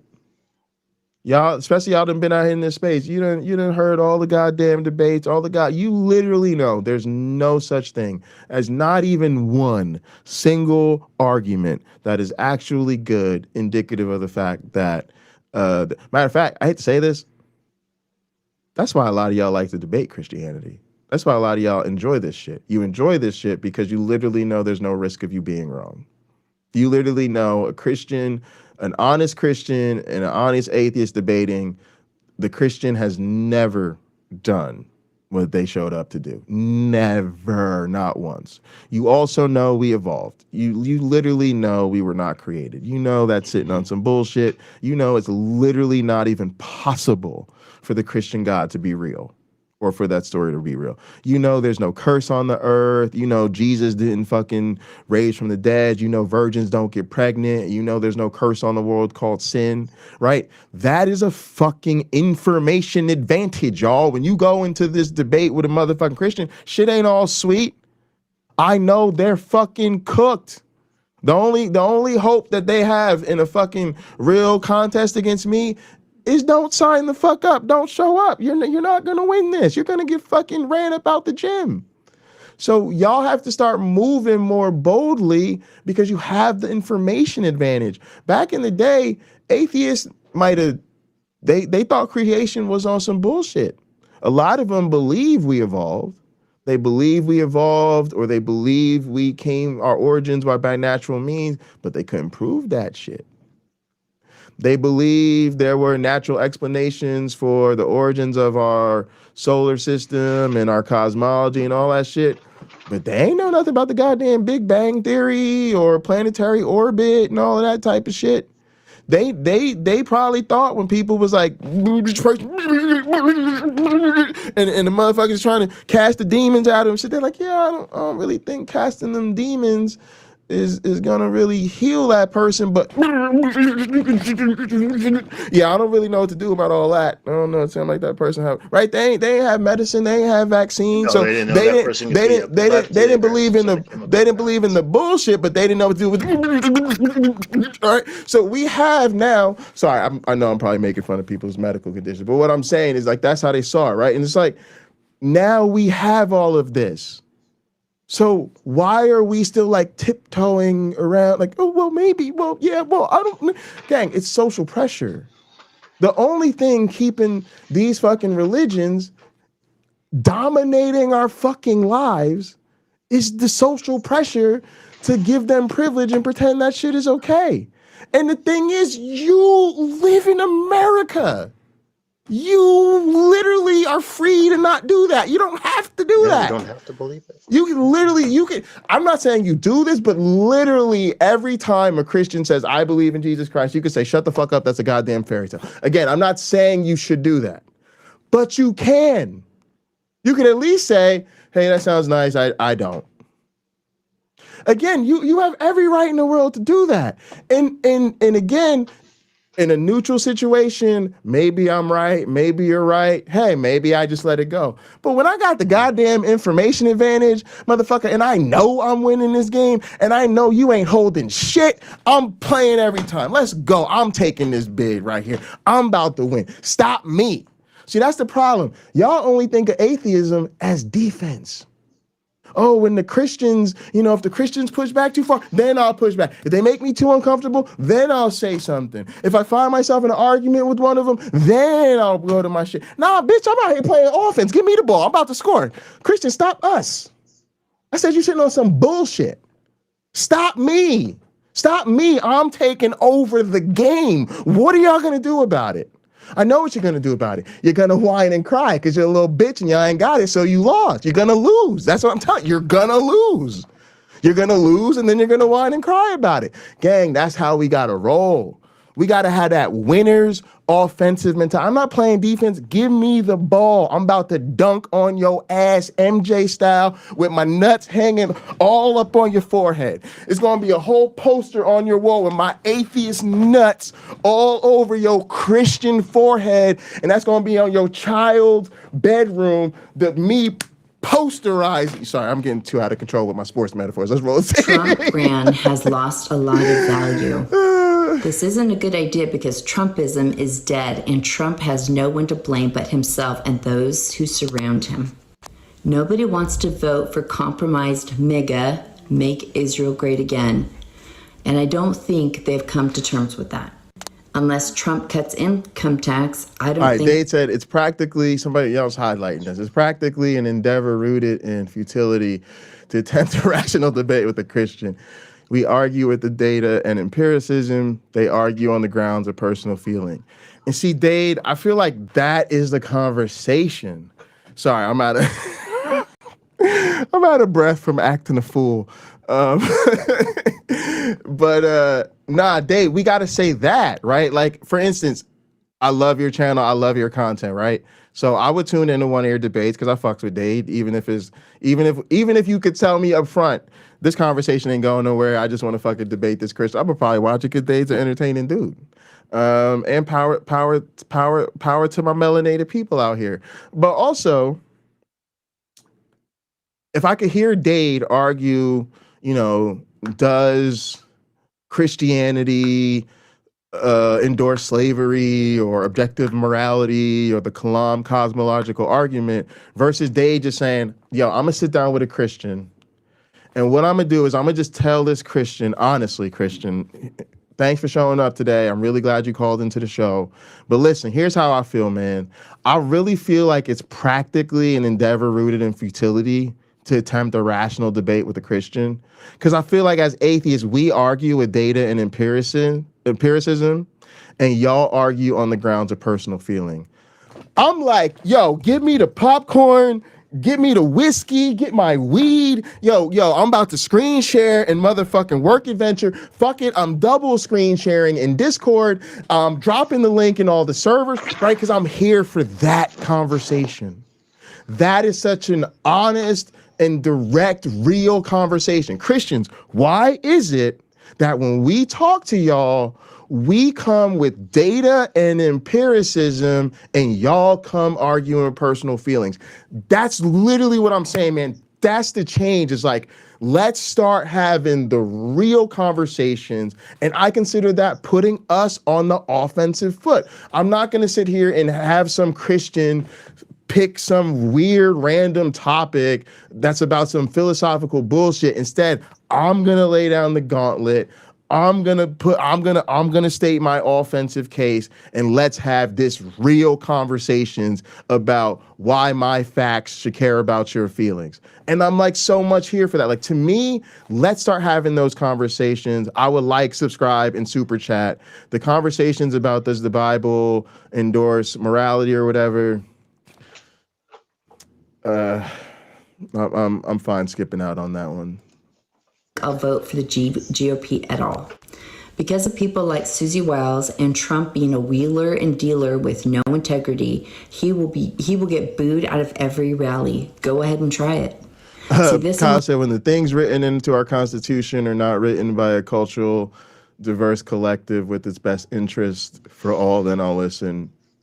Yeah, I think that's another thing. Another thing that Christianity does is it just makes us believe in patriarchal society and the sacred patriarchs that we accept with it. And the same thing happens with the founding fathers. Like we literally worship and idolize and lionize these men that literally pretty much none of us here in this chat would be able to vote if it were up to them.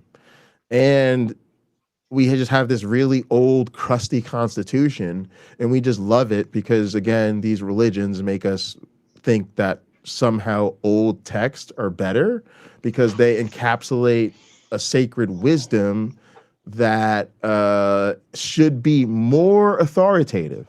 That's what they're saying, right? Let's be honest. They're saying that sacred wisdom captured historically is more capable of governing the modern world and modern problems than modern people living in the moment.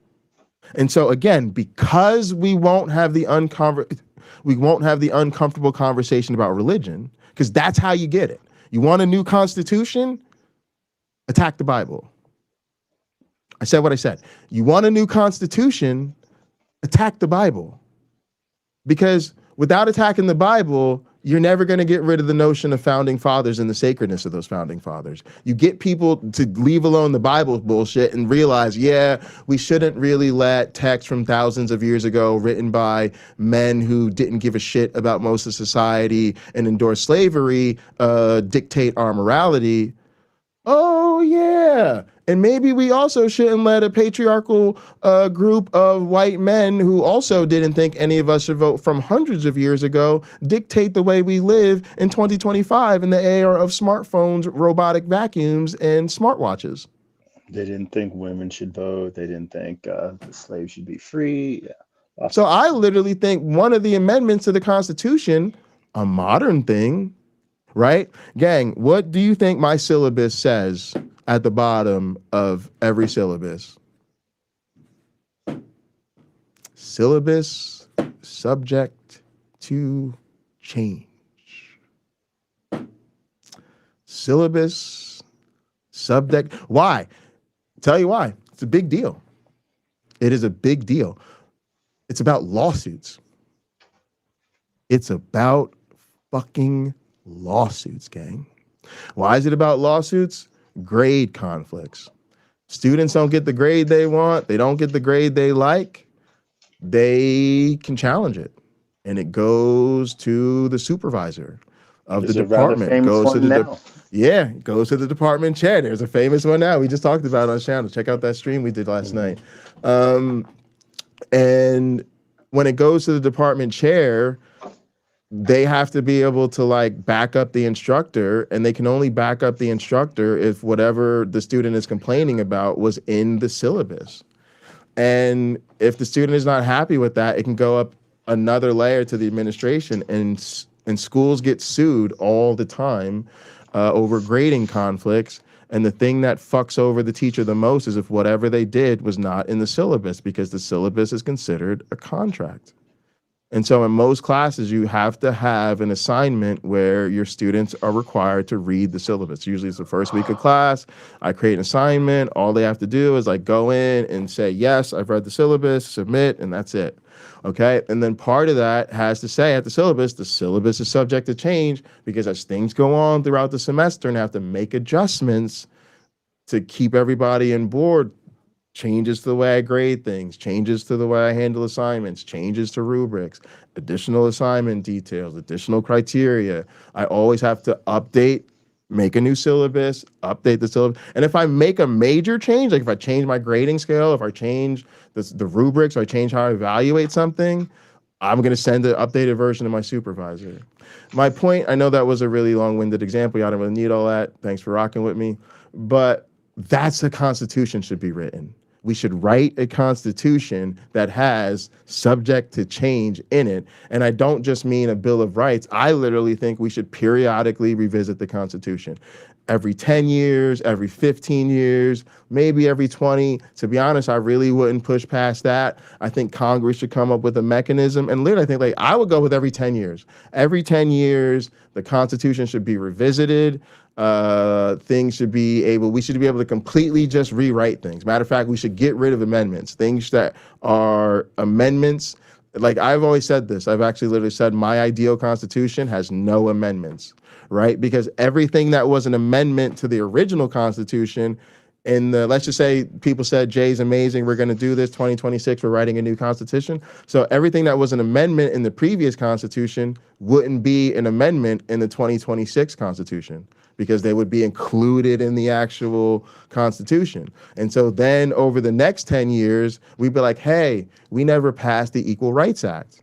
True, check your history. We never passed the Equal Rights Act that says women have equal rights.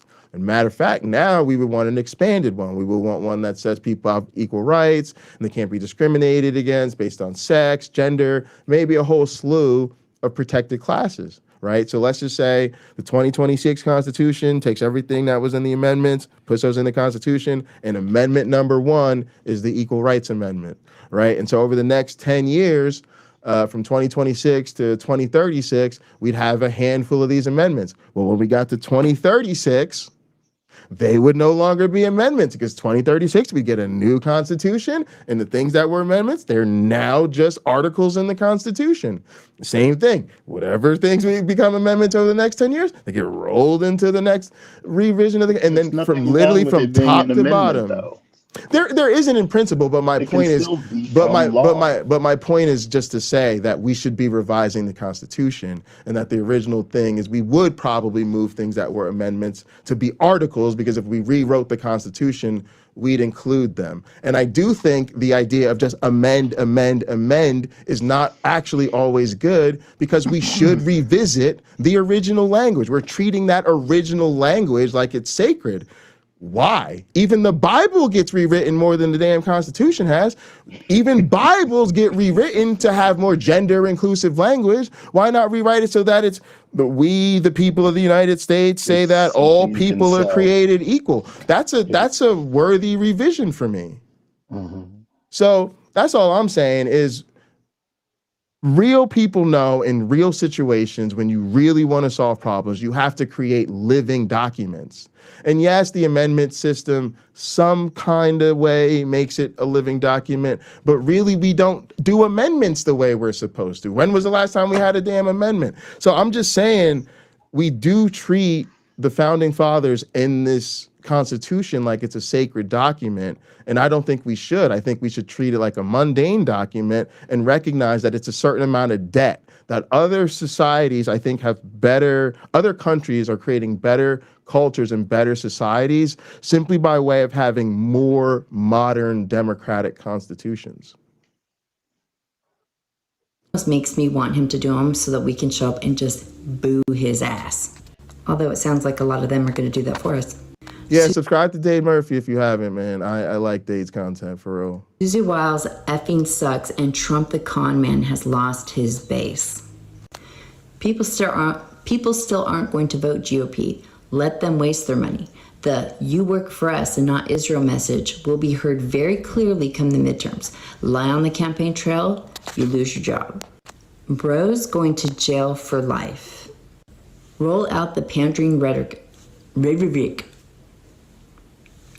I hope this clown gets booed off stage. If he does, that will give me hope for the future. So arrogant, it's too late. You ignored everyone and everything. It's over. I'm just fantasizing about hearing them say this about their pastors. I just can't wait to show up on Sunday morning. I hope dude gets booed off stage. You ignored everyone and everything. Like I'm literally just over here fantasizing, splooging all over myself. Would Rondo be replacing the communion wine at such a I'm gonna create like a new porn website, and it's just gonna be reenactments of like Christians in church, like waking up and like acting out in church and like calling out the pastor, or like they call the cops, and the people stand up and they're like, "We heard you assaulted this person and this person and this person and this person," and the cops come in and they like arrest them, and they're like, "You've got the right to remain silent," and they like arrest them right in the middle of the service and like drag them out the church. You know what I'm saying? Then there's another one and the guy's preaching about Jesus, and the guy gets up in the middle, he's like, "You're a liar, Jesus didn't die for any," right? And it's just fantasy. It's just total fantasy. And it's just, and atheists, I just want you to subscribe, and we're going to watch it, and we're going to splooge all over ourselves watching Christians take accountability. That's never going to happen in real life. Well, look, I'm just saying, I want to live to see it. So I might have to. I might have to do that. I might have to movie magic it. Yeah. Movie magic might be the only way I have to see this download Sora 2, Pocket Locker. And here's where the conspiracy stuff starts popping in. Maybe trying to set him up for assassination. She sabotaged the midterms by her gatekeeping and inaction in the first year. A lot of them are like, she works for the Bushes. That's true. Instead of passing popular legislation, they're just going to do a ton of rallies, which takes them away from more things. Clever. This won't work because no one likes Trump anymore. They are trying to bring on their Messiah, parentheses, the Antichrist, all of them.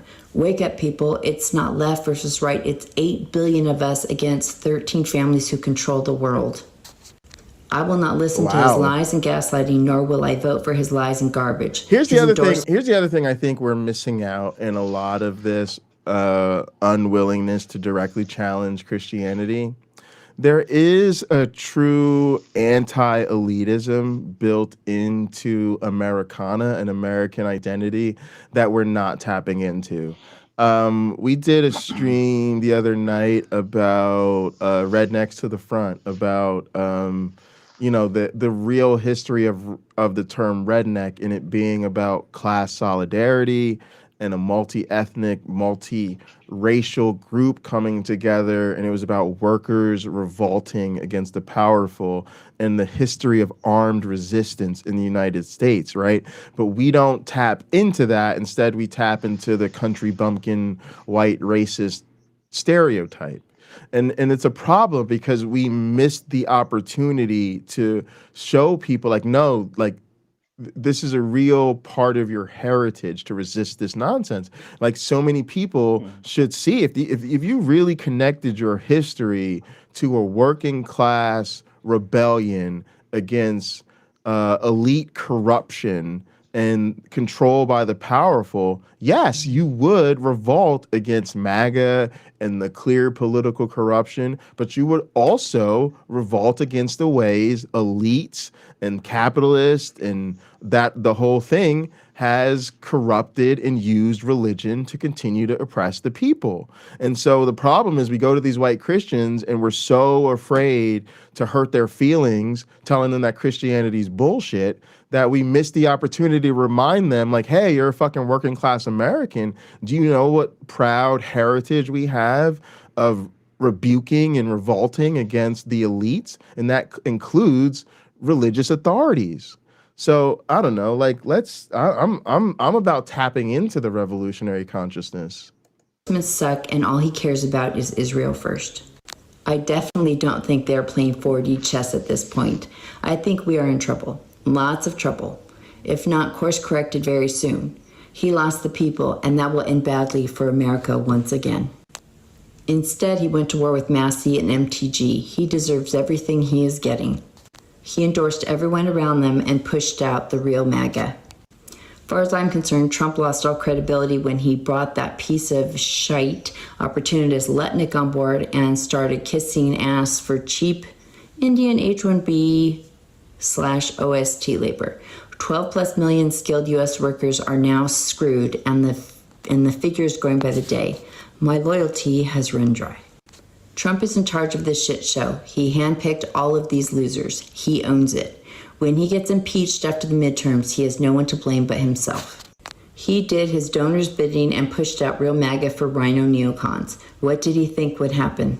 All right, now here's something I'm interested in, and again, y'all, I got to get rolling, Pocket Locker. Yeah, me too. I got a fun card game to go to. The way that they are seeing this is interesting to me because again, they're doing the change without reconciliation. And my thing is simple: there can be no reconciliation and accountability without truth. And so, what's interesting about what they're doing is, in a cult of personality, it's always about the personality. So when you come in, you're in because of the personality. They're in this because of Trump. And now when they're pissed and they feel betrayed and whatever, who's the problem? Trump. They got hoodwinked because Trump lied, Trump bamboozled them, Trump's a con artist, yada, yada, yada. This is, again, why we got to slide in with the critique of Christianity. Bro, where were you when you knew all of this stuff ahead of time? Where were you when Trump was grabbing? We don't have to go to everything we know now. We knew in 2016 he was talking about grabbing by the pussy, and he was a con artist, and he failed casinos and wrote big capital C and circled the housing applicants of the housing applications of colored applicants. I mean, the list goes on, right? And how many of y'all went with that man and you told us it was because of your faith? And so we need to talk about you. We need to talk about the person. Why did you do this? And again, I'm glad you've seen the light. I'm glad you've realized Trump is a con artist. And I am totally willing to say, if you want to be on the right side of history, we appreciate your vote and you're welcome. But if you want us to really accept you, any type of reconciliation, any type of real trust, any type of meaningful collaboration, we need to see you taking accountability for how and why you went down that road to begin with. And so that's, again, the uncomfortable part. I'm happy you're seeing that Trump was not who he said he was. I'm glad you're out of the cult of personality. But we have to talk about why you subjected us to this. But yeah, that's going to close it up for me. How do you want to wrap things up, my one black friend? Vet your realtors. that your realtors and your Vet your realtors and your contractors contractors. learn Yeah. about that Um, 3-2-1. yeah, 3-2-1 buyback or buy down. Um, so yeah, I think look, this is a really important topic that we all understand the environments that we live in. Obviously, Pocket Locker and I don't always see eye to eye, and sometimes our approaches are extremely different. You, of course, will develop your own, and that may evolve into something different over time. Give yourself a break for that. Be Just to open-minded. be clear for the record, I'm conceding. What I'm trying to say is our approaches are different, but part of the way the effectiveness of an approach has to be evaluated is the environment that the approach is taken in. And True, I would true. say the environment, the culture, the meta leans towards your approach. And so I think That makes that sense. that gives us the ability to evaluate, how that approach plays out as the normalized approach. All I'm saying is and it's part of my frustration is the Forgive me. inability. I'm sorry. I have to go. Yeah, yeah, I have you to can go. roll Forgive out. me. All right, Okay. no worries, All right, no Pocket worries. Locker. But Thanks. yeah, y'all, that was the main thing today. It's just that like it's about the environments, and that's the thing I think anybody takes out of a good social science class is that humans are social creatures. And so, our behavior, what our behavior means is situated in a cultural context. So for instance, it's like anything. It's like anything you can think of.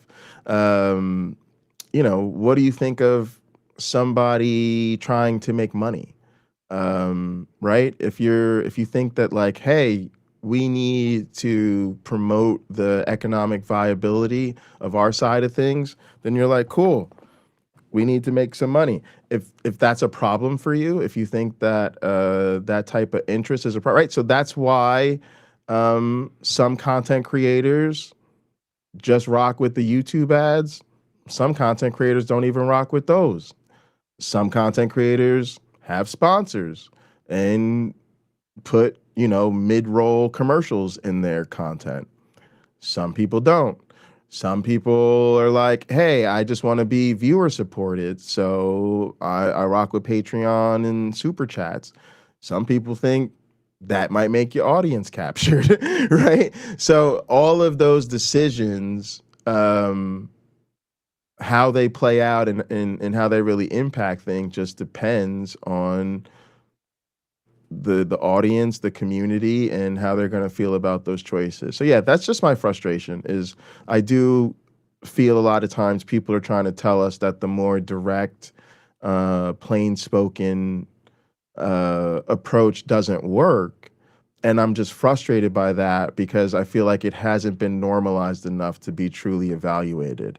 It's a deviant approach statistically, and it's perceived as a deviant approach because it flies in the face of so many of our social conventions. Our social conventions dictate a respect for religion.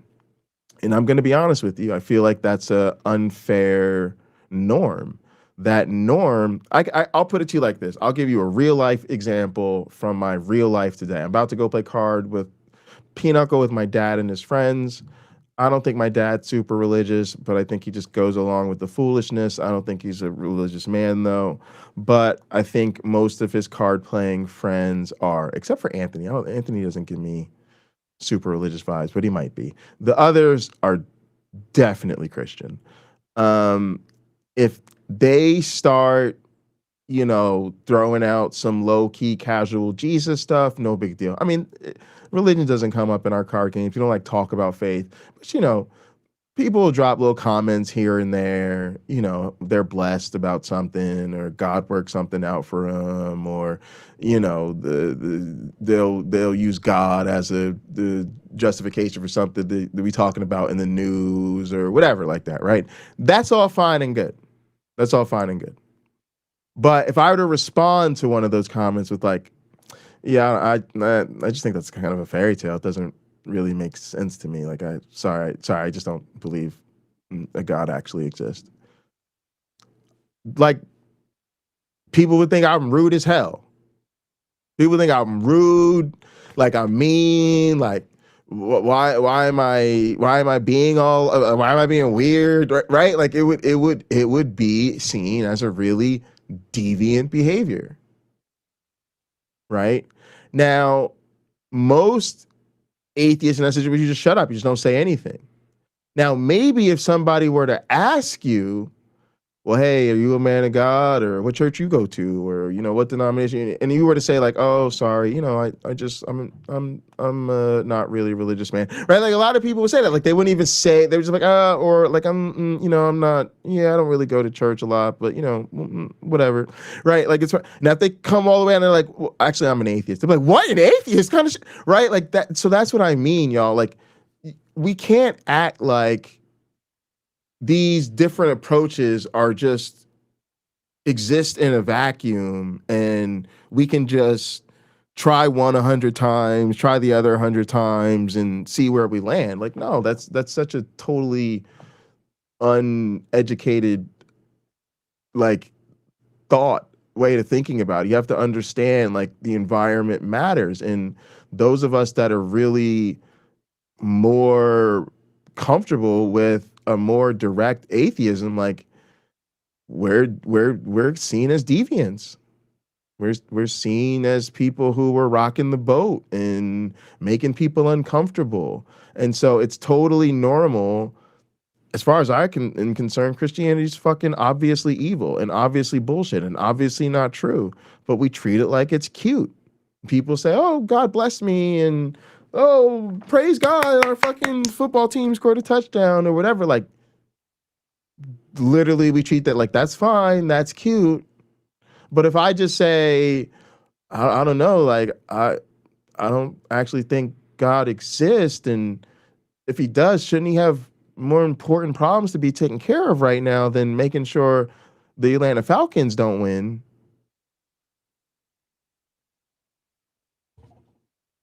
Now I'm the asshole.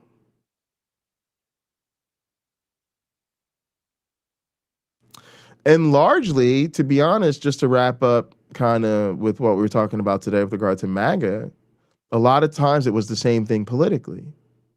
Somebody came out and said they're anti-LGBTQ, but it was just because they're Christian. We were kind of supposed to let that slide. They said some little racist shit that was kind of supposed to slide. And, if all that conservative bullshit that was supposed to slide. But if you spoke out against racism or for LGBTQ people or like in solidarity with working class people, or maybe capitalism is bullshit, now all of a sudden you're acting like a weird ass woke communist, you're making everybody uncomfortable, you're being confrontational, why are you being so political, right? And you always get that, why are you being so political? Keep politics out of my sports. President Trump has a fucking UFC event on the White House lawn. Seal clapping. President Trump gets a fucking red carpet treatment, gets a fucking fighter entrance at UFC events, and motherfucking fighters win their fucking championship and they go over to Trump and like fucking bow before him. They clap like fucking seals. The NFL puts a strip that says end racism on the back of a helmet. Keep the politics out of my sports. All that shit has always been such a fucking double standard. It's always been a blatant, obvious, white supremacy, patriarchy reinforcing double fucking standard. Always. So you can't now act like those of us that say fuck the bullshit are being evaluated fairly. No, we're being evaluated when they want to run back to y'all soft ass motherfuckers who are going to make them feel comfortable and then tell us the big bad meanies scared them. So in order to see if our approach works, y'all have to stop being such fucking cowards. Y'all have to actually say, yeah, they're right. And then stand on business. Y'all have to start telling them it's a fairy tale. Y'all have to start showing up for Thanksgiving dinner. When 5 out of 100 atheists cut their families off for sitting on that cult bullshit, they're the mean ones.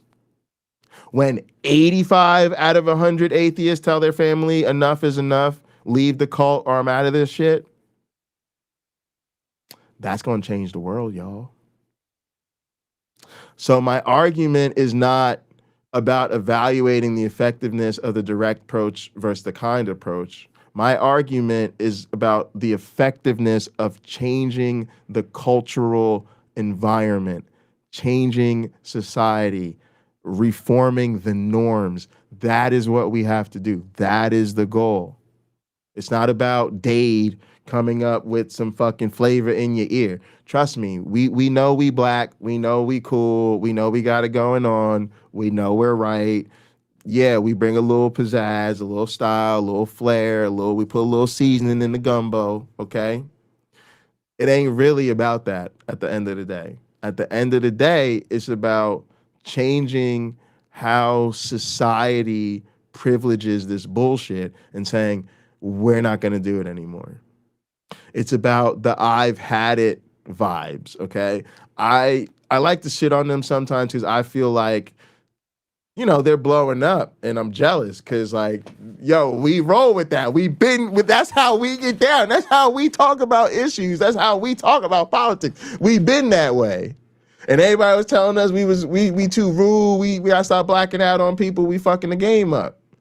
But now that I've had it, ladies, they like, fuck all that bullshit. Listen, let me tell you about these little beta male fucking closeted fucking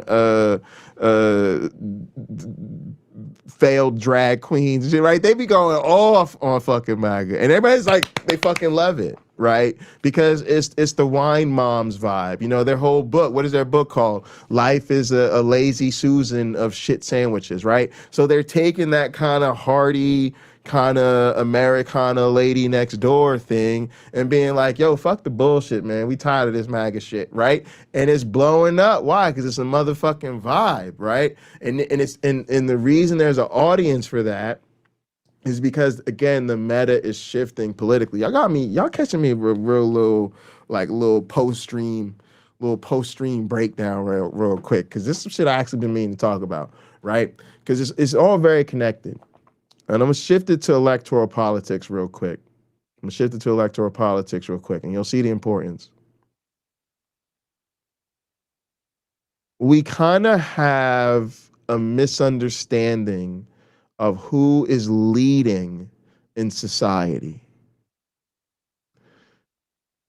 We see who gets elevated, who gets the platform, who gets the success, who gets the powerful position, who wins the election, you know, who's got all the subs, who's selling books, who's selling merch, who's getting MSNBC, CNN interviews, whatever, or MS Now, whatever the fuck it is.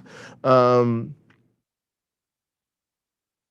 so it creates kind of the illusion that these people emerge and then the success is created as a result of their emergence. That's not really how it works. The market, the demand has to come, the demand comes essentially before the supply. I know that's counterintuitive. The base has to be there for a particular type of candidate to become viable. The audience has to be there for a particular type of show to be successful. So even though it seems like this audience wasn't here and this successful show didn't happen until this person showed up, that's just a consequence of the way it plays out, of the temporal nature of the dynamics. In other words, there isn't a show until there's a show. And so since people don't realize that there's an audience for a particular type of show to be viable, they don't realize that until the show happens. They think, oh, well, then the show must have created that. And it's like, no, actually it was there, and the producers and the people who monetize it realized, oh, there's enough of a demand there that a show of this type is viable. And I know it's not quite that way on YouTube because, you know, people making their own shows or making their own podcasts. It's not like, the corporate overlords making these decisions, but it's the same type of thing, right?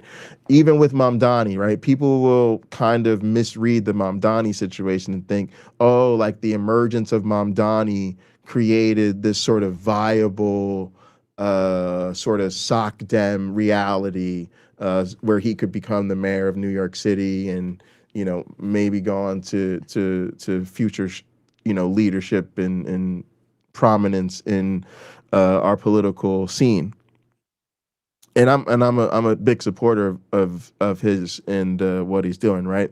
But the reality is that base was there, that demand was there, that electorate was there, and then a candidate could come along and mobilize it, right? So that is kind of the same thing that we really need to start thinking more critically about atheism. To be honest, part of it is just um, the people who have come into prominence don't know what the fuck they're doing. I'm kind of tired of pussyfooting around it. It's just really annoying. Most of them are amateurs. They don't really have a lot of formal education or expertise when it comes to dealing with social issues or even interpersonal issues, never mind political issues, or knowing really anything about community organizing or strategizing or any of that shit. They just don't know what the fuck they're talking about. Their journalism skills suck. Their research skills aren't all that great.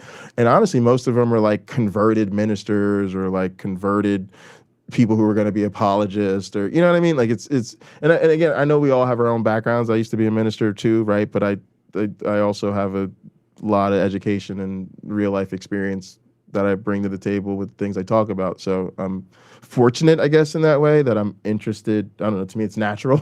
It's natural to be interested in making content about the things that your life experience and expertise lend you. But I realize that that's a privilege and not everybody has that. And I'm not trying to be elitist about it, but there are consequences when the leaders of a space or the leaders of a movement or something like that are fucking amateurs. Like, there's a difference. It matters, right? And so largely in this space, there's no real social analysis. There's everything is about, like, it's, y'all know what it is, right? It's the debate bro scene. It's the philosophy bro thing. So it's about who's good at debates and who has the tactics, or who knows all the arguments, right? Or who knows the scripture the best. So still the Bible, that's why I hate all that Bible word bullshit. We're fucking atheists. Why are we still talking about the goddamn Bible? But again, atheists want to focus on how to win these fucking debates and win these fucking arguments. So they're essentially still fucking focusing all their shit on fucking philosophy and theology, right? And so when we're sitting around going, hey, we're trying to do secular atheist shit to end the dominance of religion in our lives and in our society. And so yeah, dumbass, that means we need to kind of change the motherfucking world so that it's lit. I'm not being metaphorical. No, we need to actually change the world that we live in so that it is more livable for us. These motherfuckers are like, well, I could tell you how to win the best arguments against Christians. I could tell you how to tell you how to shut down the argument from contingency, right? Their social analysis is not there. They just don't have it. I'm just being honest with you. They don't know. So they can't lead what they don't know. So that's why we roll very differently around here. We understand the importance of the community, the space, the culture, like, and we know we have to see religion as a social problem, not a debate topic, a social problem. It is an issue in our society that needs to be addressed. It is a barrier to creating the type of society and environment we want to motherfucking live in.